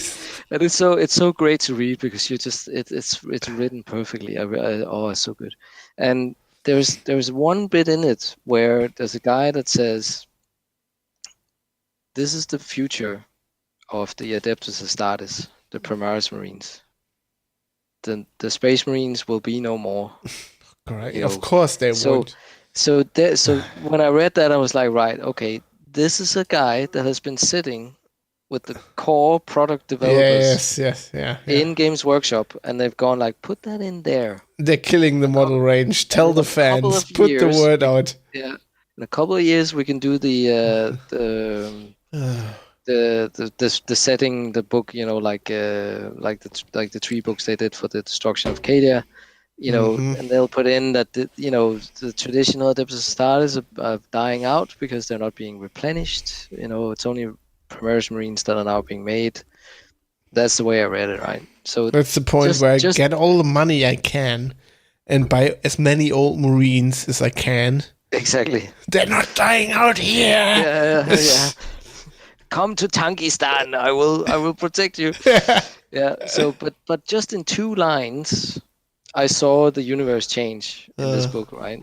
And that's why I sometimes go like, I wish they did more, going like, if you want to know what happens in the main timeline of the 40k universe, you need to read Devastation of Baal, because then obviously I go on then to Wolfsbane, which is the next Horus Heresy book, which is completely not aligned at all with Devastation of Baal, except from the fact that it's like 10,000 years earlier in the story. But who shows up in Wolfsbane other than Belisarius Cawl, the guy who made the Primaris Marines? Yeah, of course. So he now has several sections in Wolfsbane, which is basically about Leman Russ flying off on his own mission to try and kill Horus himself, instead of waiting on Terra with his brothers. That there's a place in Germany, in Baden-Württemberg actually, which I found out called it's written Cawl, CALW. There's say it Kalb, but when when I see this, I think this is where Belisarius is from. Anyway, Yeah. keep going. Sorry. So as I said earlier, Guy Haley, he is in there. He is in the core storyline. He is putting out these little bread crumbs for people. He's to pick at the up meetings, on. obviously. He's at the meetings, and he's getting these tidbits to go like, right, we're gonna push the storyline now, for the Primaris Marines and 8th edition storyline. I can't wait for Dark Imperium to come out. Because the way he's describing Belisarius' call in this book, I haven't finished Wolfsbane yet, so I'm not entirely sure how it all will end. But remembering Dark Imperium, where obviously that's 10,000 years later, and he's still alive, and obviously at this point he is a massively modified, not human sort of. So back then he's still human, right? Back then he's still not modified a lot, and he doesn't like the modifications a lot. He wants to sort of keep his humanity, but he wants to be perfect at doing the organic developments rather than the non-organic upgrades to the system, the human system, right? So that's his background. So obviously it ties in with doing the Primaris Marines over 10,000 years for Roboute Guilliman. That's what he specializes in to just sort of enhance the Adeptus Astartes, not like a Adeptus Mechanicum person would be, which would be to take out as much organic matter as possible, but more enhance the organic matter in the Adeptus Astartes. So it's very interesting, and I don't understand why they don't push this more and say, like, guys, this is where the main storyline is being brought forward, because it's only by chance me reading these things that I actually realize. And if you read right? fucking everything. I can't read everything. Yeah, but you're as close as anybody can get who doesn't work for Bloody Games Workshop. You're pretty. I'd still like to befriend Laurie Golding and just pick his brains. That would be a. Yeah, we should. He's still the lore goblin, I think, even though he's left Black Library. But he still has it all in his brain. Exactly. But that's for another time. That's for another day when we plan to kidnap Laurie. No, we never said that. Sorry. By the way, speaking of Guy Haley, I realized he is. I saw this at some point. He wrote books called the Richards and Klein investigation books. Oh, which I think I should read those as well. They're like in the future, and they're like private detectives. And as far as I can tell, one guy is a badass guy with a gun and tattoos and not wearing a lot of stuff except combat trousers, Sabaton trousers, and the other guy is an android in a trench coat with a cowboy hat. So I think I need to read that. It looks right down my alley. Anyway, sounds very interesting. I didn't know I know he did the Champion of Mars, which I actually bought, and I did try to start reading it, but I think it's something I'll put a bit to the side for when I just have, like, I'm on holidays or something, and I can just read it in one go, because that is thick with lots of fluffy stuff for that world that he's setting up, which has nothing to do with 40k. And I just I couldn't handle it at the time I read it, because it was these are too called much, like, the Richard and Klein series. Richard and Klein series. Let me see, because he also did something, the Emperor's Railroad, which has nothing to do with 40k either. It says Emperor in it. That's is he doing that on purpose? So these are called Omega Point Reality 36, Ghost, and the Nemesis Worm. Looks good. They look okay. Interesting. I like that. Oh, it's like a private. Has a bit of what's it called? Film noir. Yeah, but Blade Runner. Yeah, it's also Blade Runner. Yeah, sure. It's an android in a trench coat. I'm sold. Yeah, yeah. I mean, that's all we want. It's want an android in a trench coat. Yeah. It's easy to please me. So Fab, I think we can't avoid it any longer. Talk about the future. We have to dive into into philosophy here. Controversial stuff. Okay, I think my beer level might be just up for philosophy. I'm bumping my microphone here. Yeah. Yes, stuff is changing, isn't it? It's hard to be middle age or coming up to middle age fan of, let's say, different literary and pop culture universes and expect things to stay the same. I think that's the challenge that we sort of set out for ourselves. You're right. That's just like Star Wars, Star Trek. They're changing it for the kids. Their diversity is the key word, I think, because there's a lot of push in the creative scene to make sure that you involve minorities and that you probably are more accessible, I would say, in regards to 40K when we look at what they're trying to do. Yeah. Well, actually, I'm not. Let me preface this. I'm not against that at all. It's just this sounds like I'm saying I'm not a Nazi, but it is a bit weird. So the tweet, God, I don't think can I find this again? So the tweet that started all of this was a random guy. No, not random guy. Actually, Nick Ivers, like 40K guy I follow, right? Linking an article on Bell of Lost Souls. Yes. And the article said 40K taboo. I'm calling it. We need female Primaris. Bell of Lost Souls was that right? We need female Primaris. So Nick goes, who needs consistency within a fictional universe, right? It's time for a fictional universe set in a dystopian fascist government to get with the current times. And I kind of feel him. I'm like 40K. It's a weird universe to make accessible. Yeah, so I think his point is, like we've seen in so many others, that they're beginning to pick at the established law, and sort of a keystone in the established law, and he doesn't like it, right? I mean, that's. I don't. I can. Yeah. And say that much. And that's the basic premise, right? This is something that you grew up with. Probably he grew up with it as well, something like that.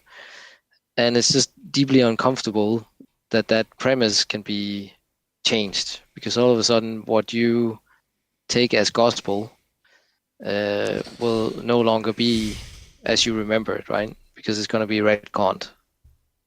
Is that that's part of it, but it's like that's not what I'm comfortable. I'm like, so my thing is just like, you don't need. So what I'm thinking, I take this apart later, right? We can discuss this. I might be completely wrong and subjective here, which pretty much I am, but like so it doesn't make sense for every universe. So take Star Trek, for example. It's so weird compared to Star Trek, where Star Trek is now just starting to get like progressive with discovering. You're like, for Star Trek, that completely fits, right? So in Star Trek, they have this main character now in Discovery who is a woman, and as far as I can tell, the character is a woman, and she has a male name, right? And you're thinking, but Star Trek was always progressive at heart. Why is she not a trans person? Would make total sense. Star Trek should have done that 10 years ago. 15 years ago, because Star Trek was always on the cutting edge with that shit. And for Star Trek, completely fits. And with 40K, I feel like I grew up with that the same way. It just doesn't feel like, I get why they do it. It makes complete sense. Like, I get why they do the Primaris business sense and all that. I'm not blaming them for that. That's how companies work. But it's just like, I don't like it. Yeah. No, but I think because we have to kind of we have to poke a bit at that I don't like it thing. Yeah, definitely. What is it? Because poke away. Yeah. No, but the thing is, like, you and I talking about this. I know, if you were faced with sort of pretty decisive things in your life where you had to defend somebody based on their merit rather than their background, then you would definitely defend them on merit rather than whatever they choose to be, and whatever background and sexual alignment or whatever. You wouldn't care about that, right? I hope so. Yeah. No, but that's my impression of you, Fab. Right? So that's how I was brought up, and that's how I try to be. I mean, nobody is free of flaws, right? But I usually I try not to care. I don't care. I don't give a damn. Yeah. Actually. So that's why I think it's okay that we kind of go, okay, let's just poke a bit at this uncomfortableness in a way. And obviously we've done it in the past with Dave, where we looked at the Black Library plans to do the children's version of 40K and Age of Sigmar, and I know you're not doing it out of a sense of you want these people to disappear, or that you think it's wrong or whatever, but it's just you're uncomfortable and you can't put a word on it, right? So that's the very, very light version of it. And then we have the people who are, as you say, in different stages of going down, like, at the end point, as you say, fascism and Nazism, because they only want their own little patch of humanity that they've sort of been in a basement and grown up with, and they haven't seen anything else. But that's the really, really bad part of it. And I don't feel like the people I know in 40K aren't like that. You would expect those people to be there, but I've never really met them, to be honest, myself. I mean, you meet like horrible people. Mostly they're rules lawyers, Yeah, that is. But I think, and that's what I was trying to say when we had the online sort of Twitter link there with Dave. That Dave has stated his position. He's definitely just going like, I'm for diversity. I'm for making sure that we have.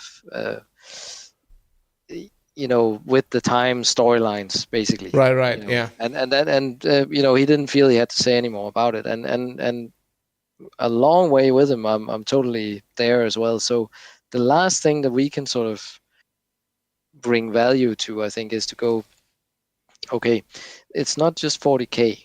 There's all these really weird things happening where you've obviously seen that there was a movement to basically remake The Last Jedi.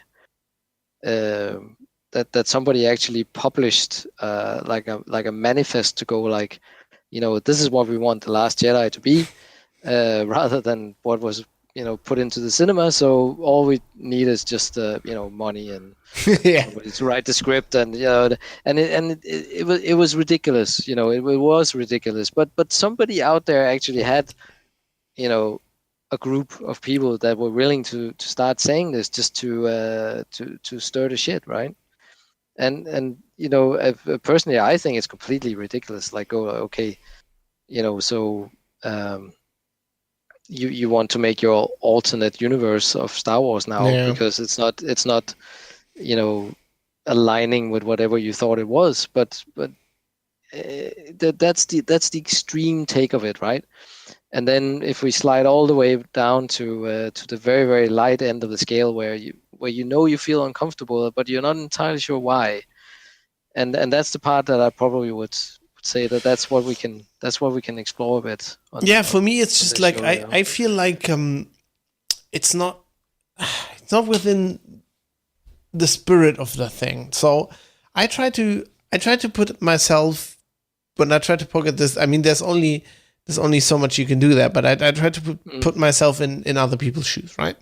So I'm thinking, okay, if I was like Katie, and if I had grown up with 40K and I really like it, right? Then back then, if I'd been a girl back then instead of a boy, and then I've really come to like this universe because I like dark shit and I like that stuff, then I would have grown to like it, even though there are no female Space Marines, right? And there's definitely some people I talk to who say, well, that's okay. You know, I'm a woman. I don't need to be space marines to be female. So that's how I think I would have felt. But then on the other hand, if Dave was here, he would probably say, well, there aren't many, compared to like male people who like 40K, there aren't many female people who like 40K. So obviously back then it didn't attract that many girls, you know? And is that because there are no female space marines? I don't know. And I think we have to be honest in that sense that, you know, that's where it came from, right? It came from an era where it was just a non-flyer, right? I mean, yeah, but also the culture back then was like that, you know. It was different. So it is. I feel like if I had grown up when I grew up, like in the early 90s, whatever, right? And I was a girl and I wanted to play 40K. The problem would have not been the fiction, but the whole world around me, right? Where that just didn't fly. Like you don't play with little toy soldiers. Like it's bad enough if you're a guy, but and that's kind of the, you know, that was the era that it was conceived in, right? And then, you know, let's be honest, it was a bunch of nerds that thought this up. Of course.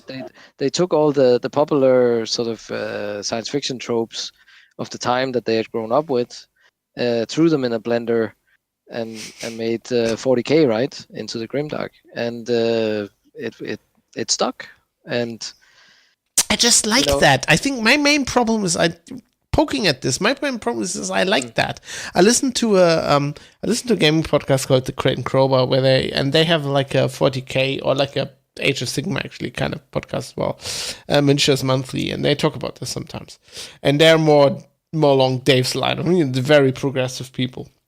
And they were recently talking about how was it Dark Elf? No, it's like a Age of Sigma faction. It's like basically they're all like bikini clad women. They're like the Dark Elves. I think they're the Dark Elves, right? So the classical Dark Elves. They're just like basically just porn pin-ups, the models, right? And for me, it's like they object to that, and I feel that is really bad. And I just don't. Like, I just don't. I feel like they're prudes, right? I don't. I feel like, okay, if you think, right, that's sexist because they're all women, they're all basically naked women figures, right? And you're like a woman and you want that, make fucking male half-naked figures. I don't give a damn. I think that would be cool, right? What I don't like is let's not do that. Let's make them all decent. You know? There's a push these days where I feel like if you look at, like, even before our time, like if I talk to my parents, right, who were around in the 60s and the 70s, right, and you see, you have like the hippie movement, right, and people suddenly just being naked and feeling good with that. And these days, you can't even post pictures of like the hippie movement at Woodstock of Jimi Hendrix like sitting there, and there's like 2 naked breasts in the picture, and Facebook will just completely like ban you for a week because titties. Yeah, and I personally feel like that's a step backwards, but maybe I'm just old. I don't know. I think more and more the hippie movement and that time period is sort of encapsulated now, especially with the open sexuality and all that, because we're getting that far away from it. That's obviously the generations have moved on, and there are new generations, and you can't apply the same rules to it, because obviously that was complete like countercultural revolution, right? That's what it was. Like that was the best way that those people could sort of just show that they were not under the cosh of the prevailing culture at the time. Yeah. While now Reaganism and all that. Well, but that's the thing. Like, it was ultra conservative in a way, what they were rebelling against. And these days, it's a bit like, yeah, you flesh and all that. It's a bit embarrassing and something. That's not revolution anymore, right? Revolution is actually the other way. I feel like a revolution. It sounds silly, but I feel like a revolutionary now. I feel like the culture is all like progressive and whatever, right? And let's build like electric cars. Even so, then they make no sense. They make no sense. They're not better for the fucking environment. They use more energy, which is coming from the same power plants, right? So instead of like burning fossil fuels, we put like energy in our cars, and there's just fossil fuels built somewhere we don't see it. And I feel like I'm the revolutionary. I feel like when I ride around in like a diesel car, I'm the fucking... Give me fuel, give me fire. Yeah, that's wrong. That's wrong because I'm doing something bad, but they're not doing anything better. I don't get it. I think we'll... Was it the same back then? Let's do an eco version of Geek News because we can do a show on that as well. A hybrid Toyota there last week, which is a combination of a petrol car and an electric car. But anyway, that's so weird. I feel like So currently, if you look at the culture, right? If you look at back then, it was Reagan, right? And people rebelling against stuff like that, the Vietnam War, right? And today, it's like Trump. And then, but the mainstream is so completely against Trump, like so completely. At all my colleagues in the the want to call it mainstream media, but you can't do that anymore because apparently the Nazis are using that word. But let's call it mainstream media. Normal newspapers, stuff like that. They're so completely against Trump that I feel like okay, to rebel against the mainstream culture now, I have to be for Trump. What is this? Why is everybody wrong? You really don't, Fab. Please. What do I have to do? Listen to metal? That's not counterculture anymore.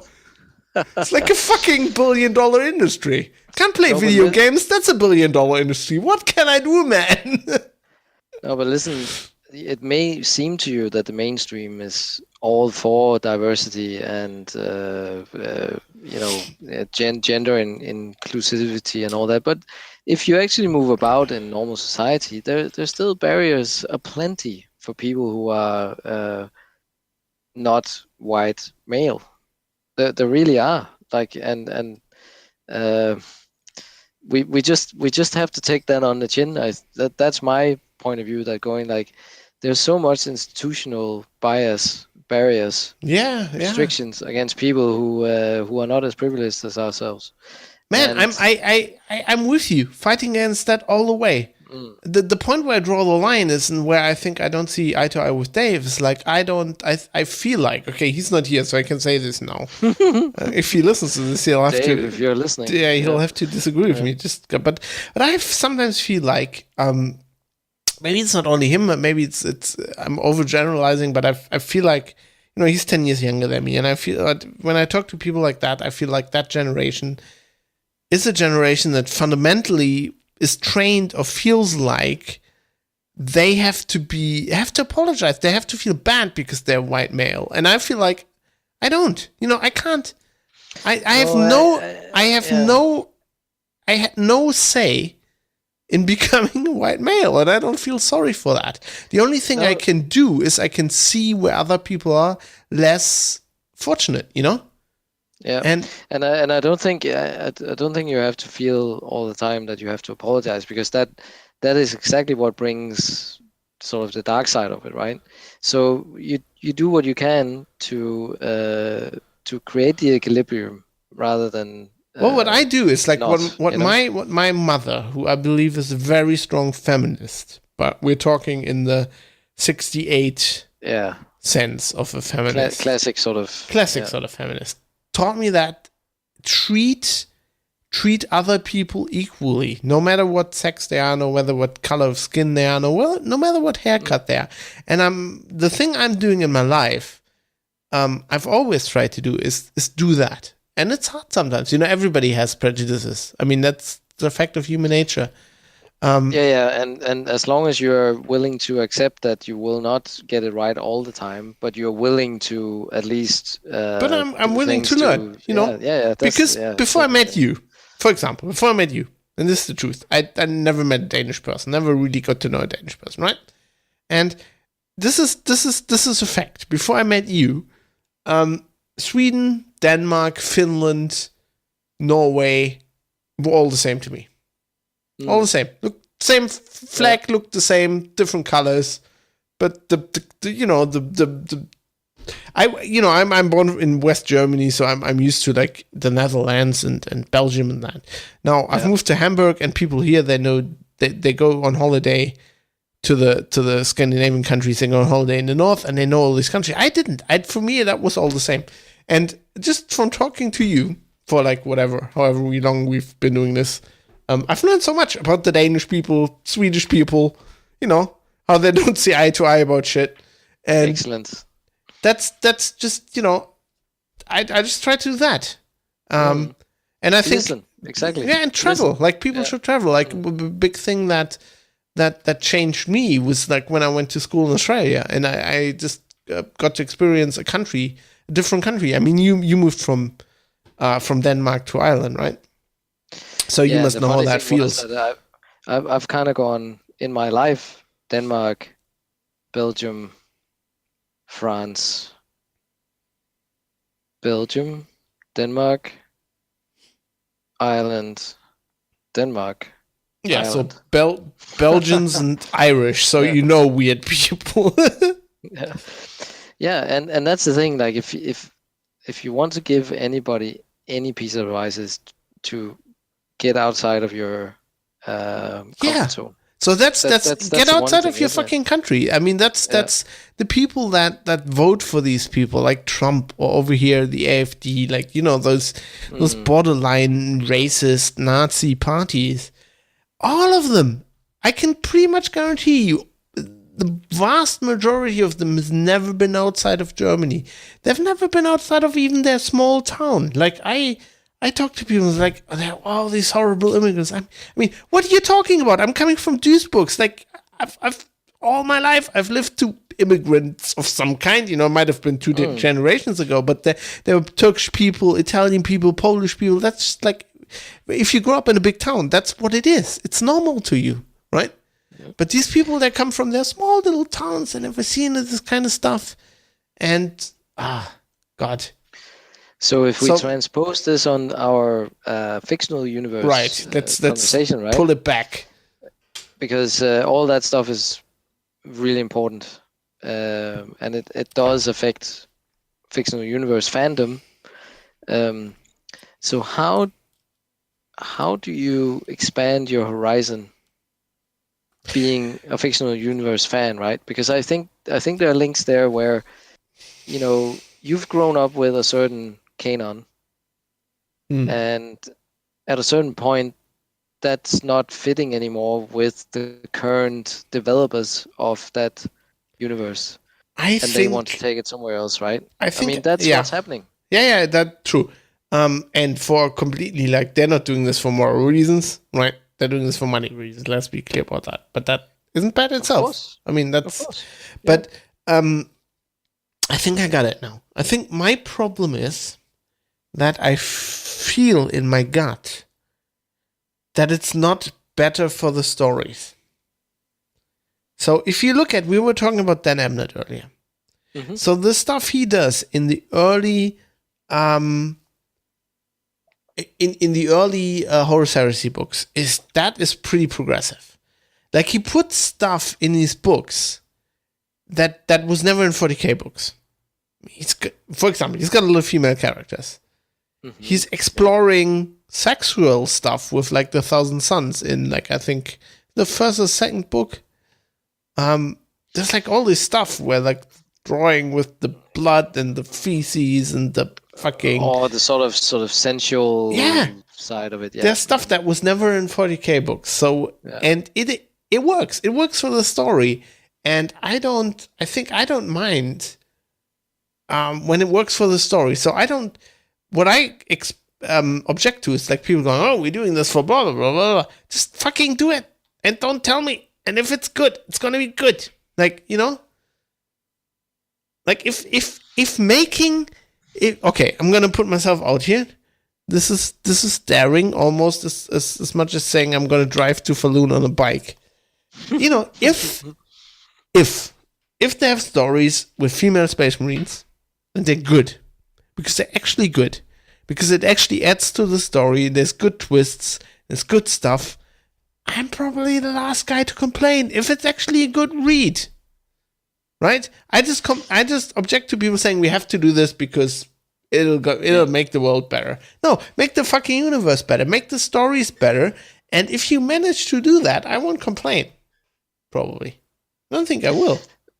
Yeah, and that's a good step on the way, because, you know, I'm kind of thinking, and now that I'm sort of really getting into the Belisarius call, and obviously he's central to their introducing of Primaris Marines, which was a major shift.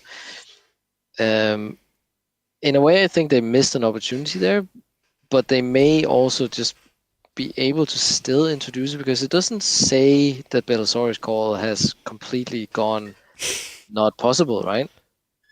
I mean, and he is now being introduced as an arc makers that can that has a lot of interest in the organic development of bettering yourself in the eye of the Omnissiah, right? I got it.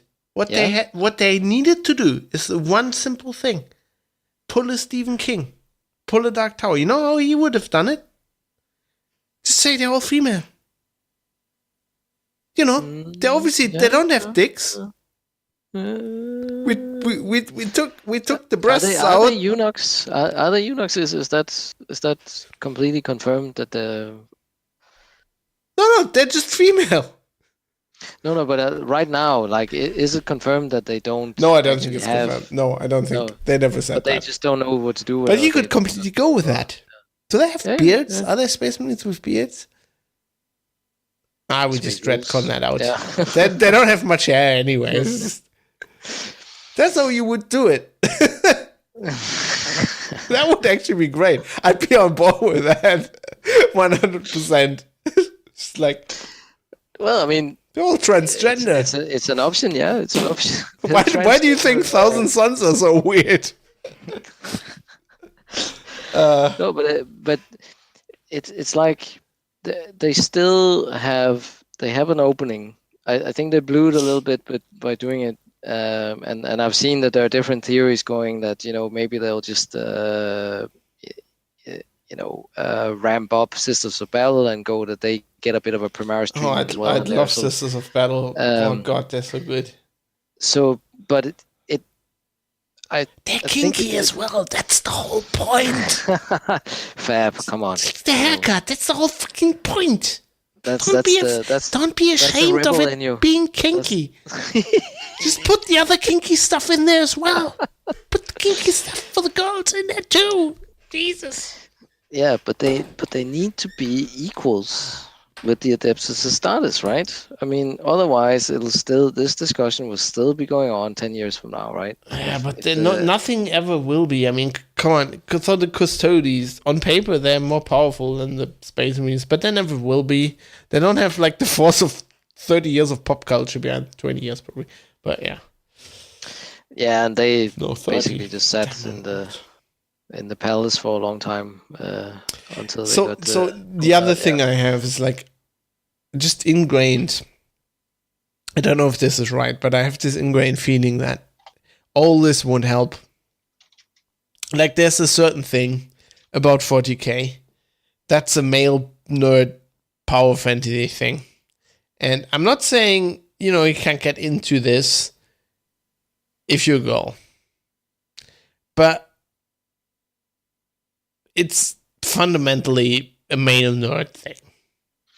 But does it have to stay like that, Fab? I don't know. If it wants to stay what it is, I think yes. The question is that bad? Is it bad that certain things appeal to a certain segment of the population that may or may not have a penis? Is But that inherently bad? But then we're back at the money thing, right? Because Well, the guys with the penis still have a lot of money. but let me give you an example, right? I don't know if you know Mike Brooks. He's one of the newer authors. No, I don't know him actually. Yeah, you should follow him on Twitter because it's really really. He is an not the insight. musician. No. It's an insight into what they are moving towards, right? Because Mike Brooks has a lot of sensitivity around trans and gender equality and so on, right? Yeah, I think he's the guy with the hair. He's got a mohawk. He's the guy with the mohawk, and Yeah. he seems like a real cool guy. As far as I can glean from what he posts, his day job is to look after people that are homeless and in shelters and things like that. So he gets to meet a lot of different people, right? He has a lot of street cred as far as I can see. Like he's a guy that sort of he feels the pulse of the street as it is right now. And he's written a story called Choke Point, which is a Kill Team short story. And he posted a Twitter update saying that what's his Twitter handle? Just because there are a lot of Mike Brookses let me on find it. Twitter. Warhammer. Find it. Warhams. Mike Brooks 668. Yeah, that's him. That's the one. Yeah. He's also doing music. Yeah. He's in a band, and yeah, he seems like a what do you call it? A polyglot. He has various things that he's specializing in. So he consciously tries to write his stories with the moving past sort of he and she and doing more of they and them, right? Where it's not inherently obvious from the way the story is written if somebody is one or the other gender or if they're gender fluid or whatever, because his point is in some parts of the Imperial Man in Warhammer 40k, this will be irrelevant, right? In the Imperial Guard who gives a crap, you're there to die. If you're fighting meat and you're strong enough, you'll be put in a suit and sent to the front lines, right? It doesn't matter. Yeah, I actually like that. I think that should be more progressive in that area. I think that's a good point. Yeah. Yeah, and then he said that he actually had an email correspondence with them about the story synopsis on the Black Library website, where he wanted to make sure that the way they described it was as the story was written, which was with a nod to the fact that you couldn't actually be sure if somebody was male, female, trans, one or the other side or whatever in the book. Right. Because it wasn't actually important for the storyline what gender they were. Okay, so the thing that immediately strikes me, wouldn't that like irritate the fuck out of you when you read the story? I know it would irritate me because I couldn't picture would you just like would that just immediately would you just picture a character? I mean, you would picture a character as a certain gender, right? That's just how it works. But maybe you wouldn't really notice. Maybe I should try that. I should try reading them. But I know about it. Damn it! So I would. Yeah. But that's the thing, because I saw he tweeted about it, and it's something that's quite important to his authorship, to make sure that he gives a nod to these sensibilities about actually how much does language matter when we talk structure in society, right? And how you maintain structural bias. Well, actually a lot, yeah. That's how it works. You will know this, right? Because obviously the written word is your bread and butter. Well, and also history, it's all over history. That's how people have been influencing history all the time, right? Since we had the written word.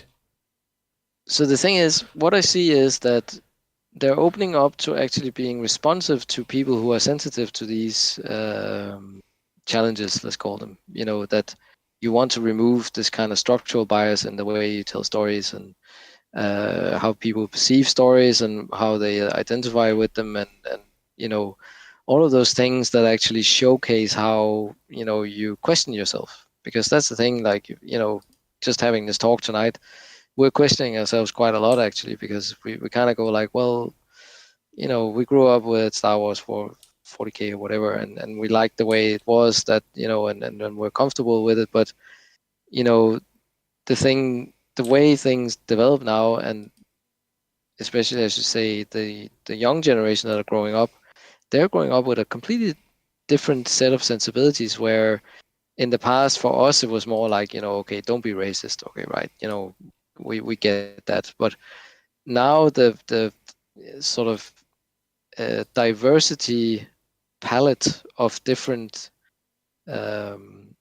genres and gender fluid designations and things like that, it's complicated for somebody like us, because we were never challenged on this, but this is what the new young generation are actually talking about. They're talking about, how do we address each other? Is it a point, is binary gender actually important?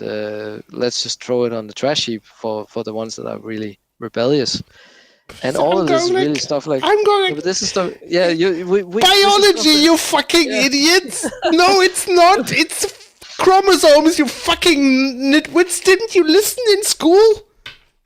Well, I mean, that's the reaction that most of us would have. Well, right? I'm just like, I'm not against you being or wanting to be whatever you want to be. I'm not against that. But there's scientific things that you can't ignore. There is, Well, that's a great big battlefield. For 99.9% of the population, there is two genders. And yes, and there are always edge cases, but... But now we're talking about a fictional universe where the Adeptus Mechanicus pretty much have the ability, if they are heretical or not, or whatever, to sort of erase the lines between what is human, which gender we're talking about. They actually, Warhammer 40K could be extremely fluid in the sense of... It could be, but also there are, if you think about it, in the mind, they're basically guys from the Middle Ages. And the way I read the stuff, I feel like they were, back in the day, I feel like they would just be going, yeah, man goes off to die, woman brings up children, dies, children, do the same thing over again. So you think that has been transported into 40K? I don't know. I think 40K was like 40K in some respects is incredibly like Middle Ages.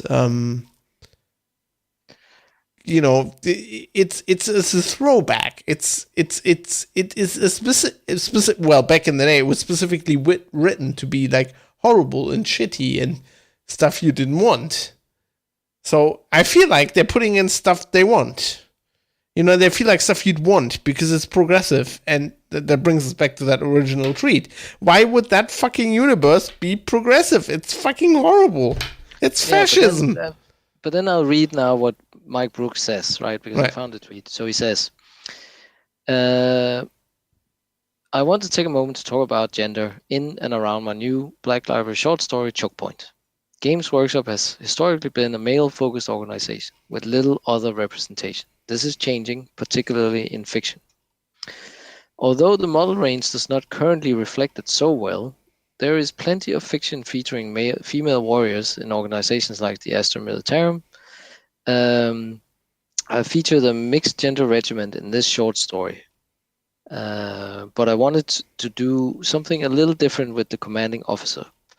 Lieutenant Cassine is telling the story first-person narrative, but at no point are they gendered. They don't refer to or think of themselves as a gender, and other characters only address or refer to them by name or rank. This was deliberate. I wanted the reader to be able to read Cassine as whatever gender they wish. All lives are grist to the mill of the Imperium's war machine, and after all, the ability to carry a lasgun is more important to recruiters than pronouns. Now, when Black Library put the story up on their site yesterday, the original descriptor text referred to Cassine as he. Not surprising and indeed not necessarily inaccurate, but not quite what I intended. So I got in touch. When I explained what I'd done in the story itself and the reason for it, Black Library were happy to alter the descriptor text on their website to remove Cassine's gendered pronoun. They actively want to be inclusive and help authors tell stories they want to tell. Black Library have recognized that their historical output was not the most diverse, and they want new people coming in with new perspectives. And this, apart from getting to mess around in the 40k universe, is why I enjoy writing for them. I get that. I get what you're trying to do there. But on the other hand, I'm thinking like that's just you're just being inaccurate for the sake of being inaccurate. When I even hear the word gendered, I think okay, let me just be me here, right? Yeah. I think what the fuck's going on with you? Of course, every sentient being on there's bacteria and fucking mammals. Pretty much you're gendered. You are gendered. You're either male, you're female, you're a hermaphrodite. You might be whatever, but that's kind of a gender as well. You know, that it's biologically, yeah. If you're an Adeptus Astartes, you can probably change that. Yes, you can, but then you will change one state to another. There's no state in between there.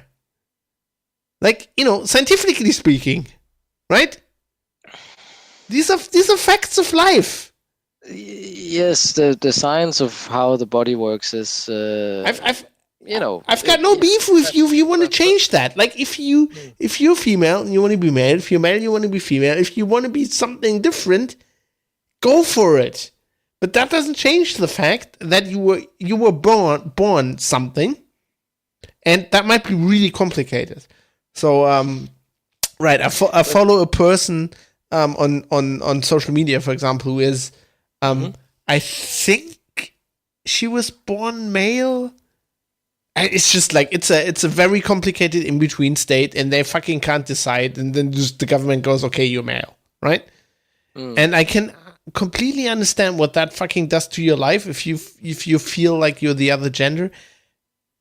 Get all of that. I completely get all of that, but that still, you are there. There's a point there.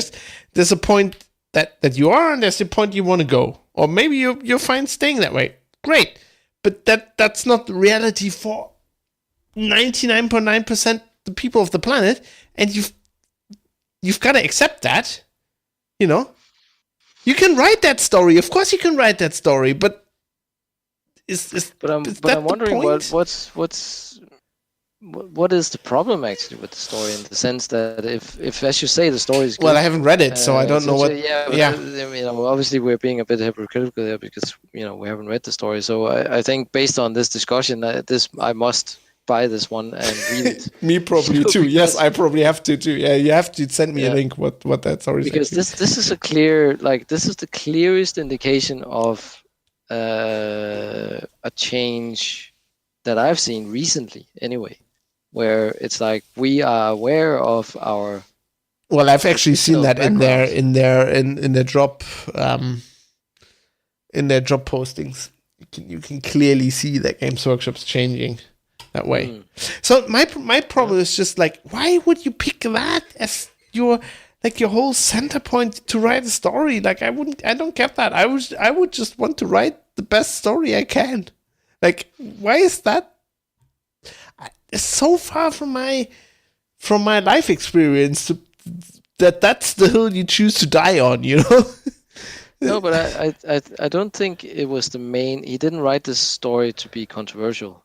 I think he wanted to tell the story, but he just also wanted to not fall into the traditional gendered pronoun.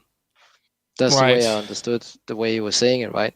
I'm just thinking that is the battlefield of culture, I think, today. Yeah, it is definitely that. It's a war. It's a fucking war. I don't understand it, but it's there. I don't get it. And that's where I'm kind of going, like, if we look at this as a picking sides thing, And you alluded to that much earlier in this podcast, where it was like, do I have to be on the side of Trump? Yeah. No, you really don't. Because, as you say, if you choose this hill, it's not going to be worthless, right? There's something here which is the sensibility of, okay, we've moved on. That obviously things are not right with regards to gender equality and racism and Yeah. climate change and things like that. There's a lot of stuff we have to do. But if this is one of the things of the times where you make a choice to go, okay, actually we are unconsciously we're pissing on a minority here, or a selection of minorities, whatever, by just assuming things. I think this is what Mike Brooks wants to show, that you can actually stop doing that in a way and still tell a good story. So that is a noble goal. It's a very noble goal, and actually now I'm really getting psyched for it. Actually, I must read this now, the way we talk about it, because why did just to explain, maybe people will listen to this and say, who is what's going on? Why is this guy such a bad person? So I've identified this war that has been raging in culture quite a while ago, and this is my original thinking, right? So I'm thinking, right, there's this war going on. I'm just gonna pick the side of science because that's how I was brought up. Science is gonna be the answer. Mm-hmm. Yeah. And then, okay, let's draw the lines very dramatically here, right? On the one side, it's Donald Trump. They're the racist Nazi conservative blatant side, lying, and on the other side is Saint Dave, surrounded by the new Black Library authors, right? Sorry, that's some progressive establishment. Anyway, so and we love him. We love you, Dave. We love you. I mean, I'm not picking on Dave. I'm just like, let's say some millennial. Fuck. And because I'm going to insult them now.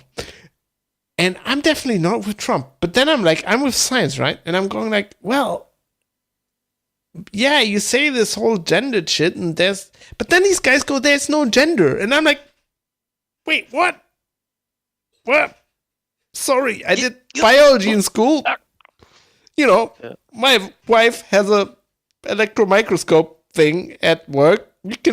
Yes, there is the biological gender. But Fab, the thing is, they're both wrong. Both sides are wrong. They're both wrong. That's the problem. No, it's meta modernity. I think that's what we're coming into. Where, yes, biologically speaking, yes, you have definite genders. There might be a bit of like very, very small androgenages or whatever it's called. But generally speaking, yes. Yeah, with humans. We can't, snails, we can't all that. bets are off. But yeah. But when we get into culture, the biological frame of reference does not really apply that much more anymore. Or it's not valuable to culture in the sense that it was before, where obviously what hinges on it is that in the past it was used to define very clear roles of where you should be in your standing in society and whatever. Right. But in my mind, like you have to kind of move past that, which is, and this relates back to stuff that I actually read at university, which was like systems theory. Sorry, about what was called? It was called hyper complex systems, where in the past, in the distant past, like human culture was based around you must have a truth, right? So obviously we had sort of the tribal shamanic sort of gods, and then we moved towards like a monotheism, with one God. And then we had humanism, which was actually, central around the human being, the center of the universe, like, as the truth. And we've even gone past that now with, as you say, science. But now we live in a hyper complex society where there are a lot of different truths depending on where you look, right? And it is a minefield. So it was probably easier back in the day where you had one sort of, the overall truth was God or science. But that's not the rules of the game anymore. You have lots of different sort of bubbles of truth interacting with each other. I just don't get these, like, the thing is, like, my life my experience, right? I don't get these people. So I've always lived that. I've never lived these roles. Like, my wife's a lot smarter than me. She's got a degree. I don't have a degree. I don't even have a university degree. Like, she's got a PhD. She earns more money than me. She does the taxes. Okay. Oh, she's the one that pushes you to submit your things. Yeah. I mean, okay, she also does the housework, but that's because I'm fucking useless. This is because I'm fucking useless. We're not gonna enter into that. I'm just like, it's, I don't have a problem if my boss is a woman. I don't even see that. Like, no, I don't even, if we hire somebody and like, I wouldn't expect you to have a problem with it because I don't think you're that kind of person. No, but then I go, then I get into these discussions on the internet about gender, and I'm like, I'm okay with gender, and I'm okay with all Space Marines being male, and suddenly I'm fucking, I don't know, Donald Trump. Yeah, and why? I think if there's any sort of conclusion we can come to is that we are at a nexus point here where we have to learn to be different fans, I think. That and I don't think there's any sort of given solution to it, because exactly it's that we're older than, let's take Dave, for example. We're older than him. There just comes a point where your sort of established narrative becomes challenged because it's being moved off the board, or it's on the fringes all of a sudden, right? And you were used to being in the center, right? But now your perception is on the fringe, and you have to. We're old. You have to either, they're moving us out of the way. That's it, isn't it? No, I'm not saying you're being moved. I'm just saying that this is. We can even do a part 3 now if we want to talk about hyper complexity and social systems. We'll have to. We only have 40 minutes left on this recording. Yeah. And probably we're boring people to death here, but well, that be switched off a long time ago. There's like 3 people listening. They're really engaged. But the thing is, this movement is happening. You have authors now specifically making these choices, and the really positive and inquisitive part of me wants to explore that and go like, right, I actually think this will not be as bad as the dark side of me. And as you say yourself, I'm not that person, but I feel myself being outed as this person, right? And that's what I was trying to say earlier, that I know that if you get into a crunch situation where you have to do the right thing, you will do the right thing. Because I've known you long enough that you will do that. But I also know that we're cut off the same cloth where we feel challenged, and that's what I said as well in the tweet, right? That's what we have to poke at. We have to poke at what is it with this feeling challenged or something like that? Because other people who are not us have reacted really badly to this, and I'm really happy that I haven't gone down that path, but you have to kind of look it into you have to look it in the face and go like, what is happening here? And it's so weird. I think a part of it is because this has never happened before. Like these franchise, I think we're pioneers in a way that we live in an era where, we're in Central Europe, there haven't been wars for a long time. And then these culture franchises, these pop culture things, which are now so old that they're moving through this phase where they're changing Star Wars, they're changing Warhammer, and I think this has never happened before, right? People wrote books and then people wrote but there weren't these franchises that were around for 30 years or whatever. So that's exactly it. I think this is kind of a new thing. And I don't know. Yeah, I just don't. I feel like I'm on a crossroads. I'm on that crossroads where I go down the way you are, where it's okay, I'm inquisitive, I want this. I'm I feel like I might as well just go oh, I'm too old for this shit. I'm doing something else. I can't bear. Or I write my own stuff. Fuck you. I forgot to say, I actually got the email from Black Library there. It was last week or something. If you forgot to say, you're probably in the same boat than me. I hadn't been chosen for. We're not progressive enough. No. Well, damn! I should have made my main character a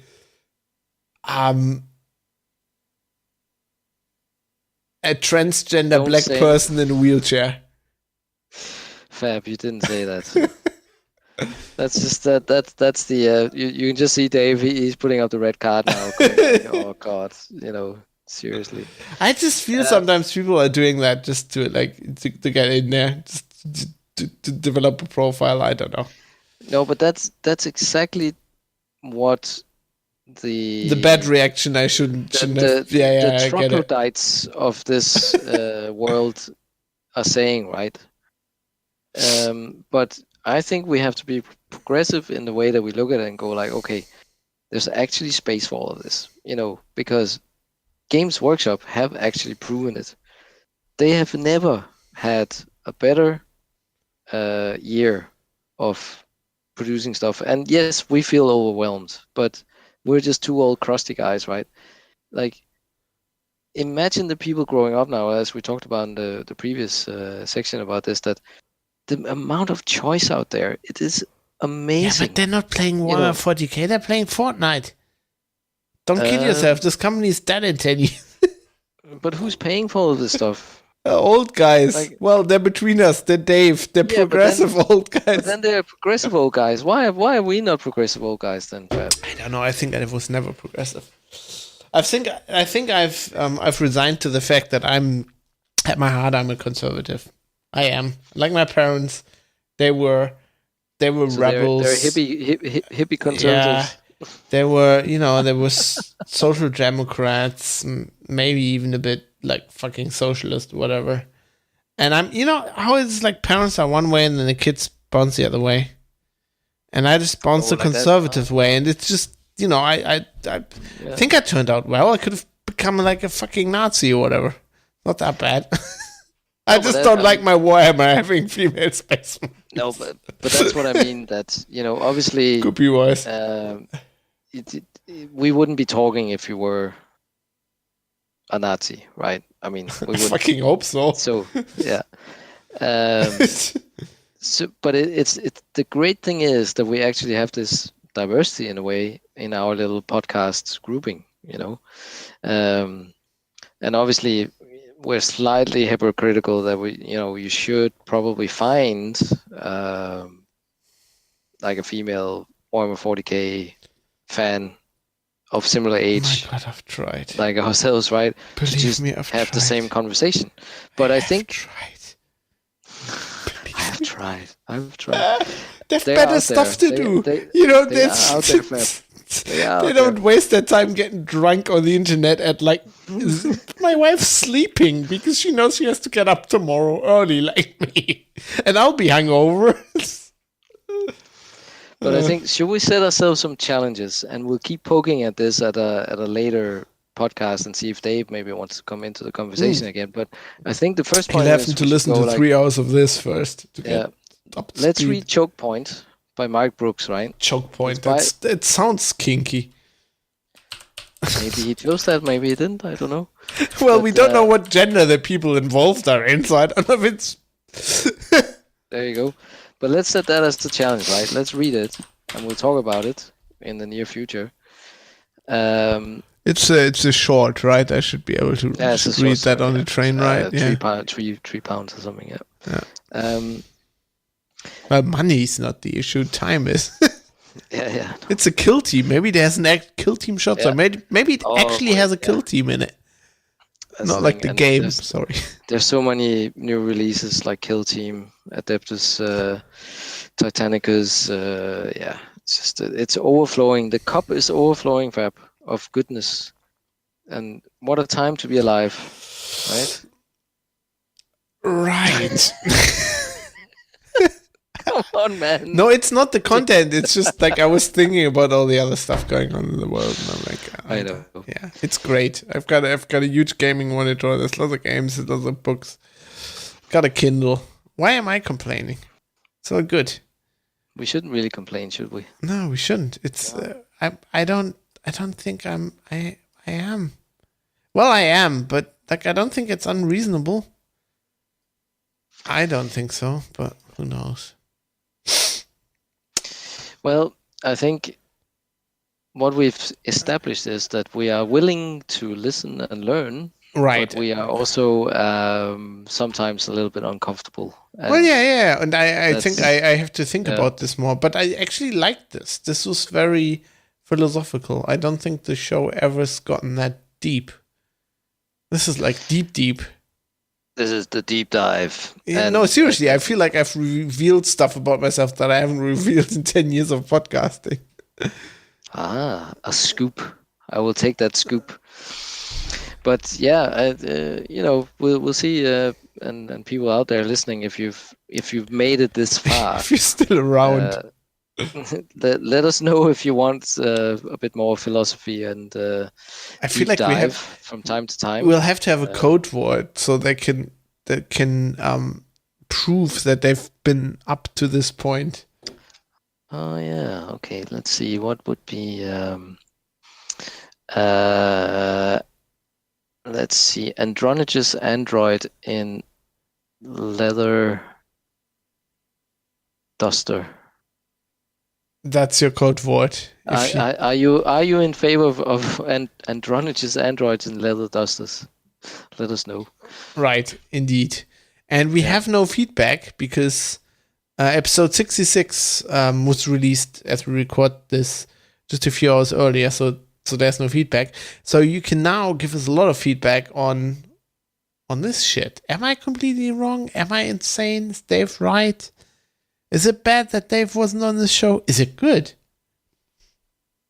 Yeah, and obviously we want Dave to be on the show, yes, but sometimes we just have to like mix it up a bit, Get pissed on Prosecco, and then moving on to Speckled Hen and Doombar. I forgot to say that. Oh, you moved on to Doombar, yeah. Right, Doombar, always good. Yeah, sharps.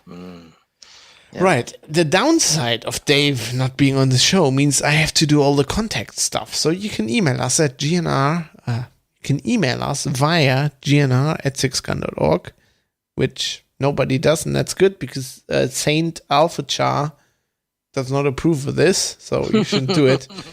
So better ways, go on Twitter at Geek News Radio. I am at Fabsh, Foxtrot, Alpha Bravo, Sierra Hotel, and Slippers is not on this, so I'm what?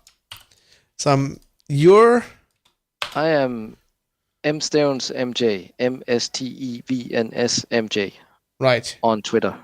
With a very long Danish name. Mike Mullen Jensen. Is the last name like your mom's? See, that's the thing. Name? I used to be Jensen. Then Mike Jensen, that's very boring. I married a Mullen. So it's the same as in German, let go of her Mullen. And I was like, right, okay, why don't we just do double barrel then? So you both have double barrel names? Yeah, because she was Mullen, I was Jensen. Now we're the Mullen Jensen. In German, just to be with the gender roles, because we talked about that in German, classically, just the woman does that. But that's the woman what? Sorry? That's the double barrel name. Yeah, okay. But and then maybe sometimes the kids is like, you know. But then Katie, we did a very, very traditional thing. Katie chose my name, but that was not because of tradition. That was because her name, Klein, is very well, like it's everywhere. Yeah. And my name is better for publishing scientific stuff because it's easier. The funny thing about my name is that Jensen is one of the most common names in Denmark. Oh yeah, it's Jensen is like fucking. And you didn't ask for this. Yeah. Little video game. And Mullen is quite common in Ireland as well. So we were common as plebs, and now we have a double barrel name. So you pleb. So your name is Mike Smith. Rare. Yeah. Smith McSmith. Yeah. John Smith McSmith. Yeah. Right. I'm not sure exactly how that's working out for us, but you know. Oh, I think it's working great as far as I can tell from here. We've got some sport wank going on, like Strava, but I'm not going to talk about that because that's Dave's stuff. But you can if you visit our Discord. There's a link on the page. We got a YouTube channel. You can go to it by going to sixgun.tv. We're on Twitch as well. Lots of stuff. More stuff coming. I will reveal stuff in the future. Can't talk about it yet. You haven't heard that. That is very exciting. We look forward to hearing about that. Nobody will have heard about this because nobody's listening at this point, I think. I really enjoyed this show. I thought this was great. It's good. Me too, man. Good to talk. We'll have to sign off with something. I don't know. I'm going to be edgy today. I'm going to say goodbye and thanks for listening. For the Empress. Oh my God. You didn't. Oh my God, if they changed that. No, I'm out. At that point, I'm out. They can't change. No. That's heresy. Heresy!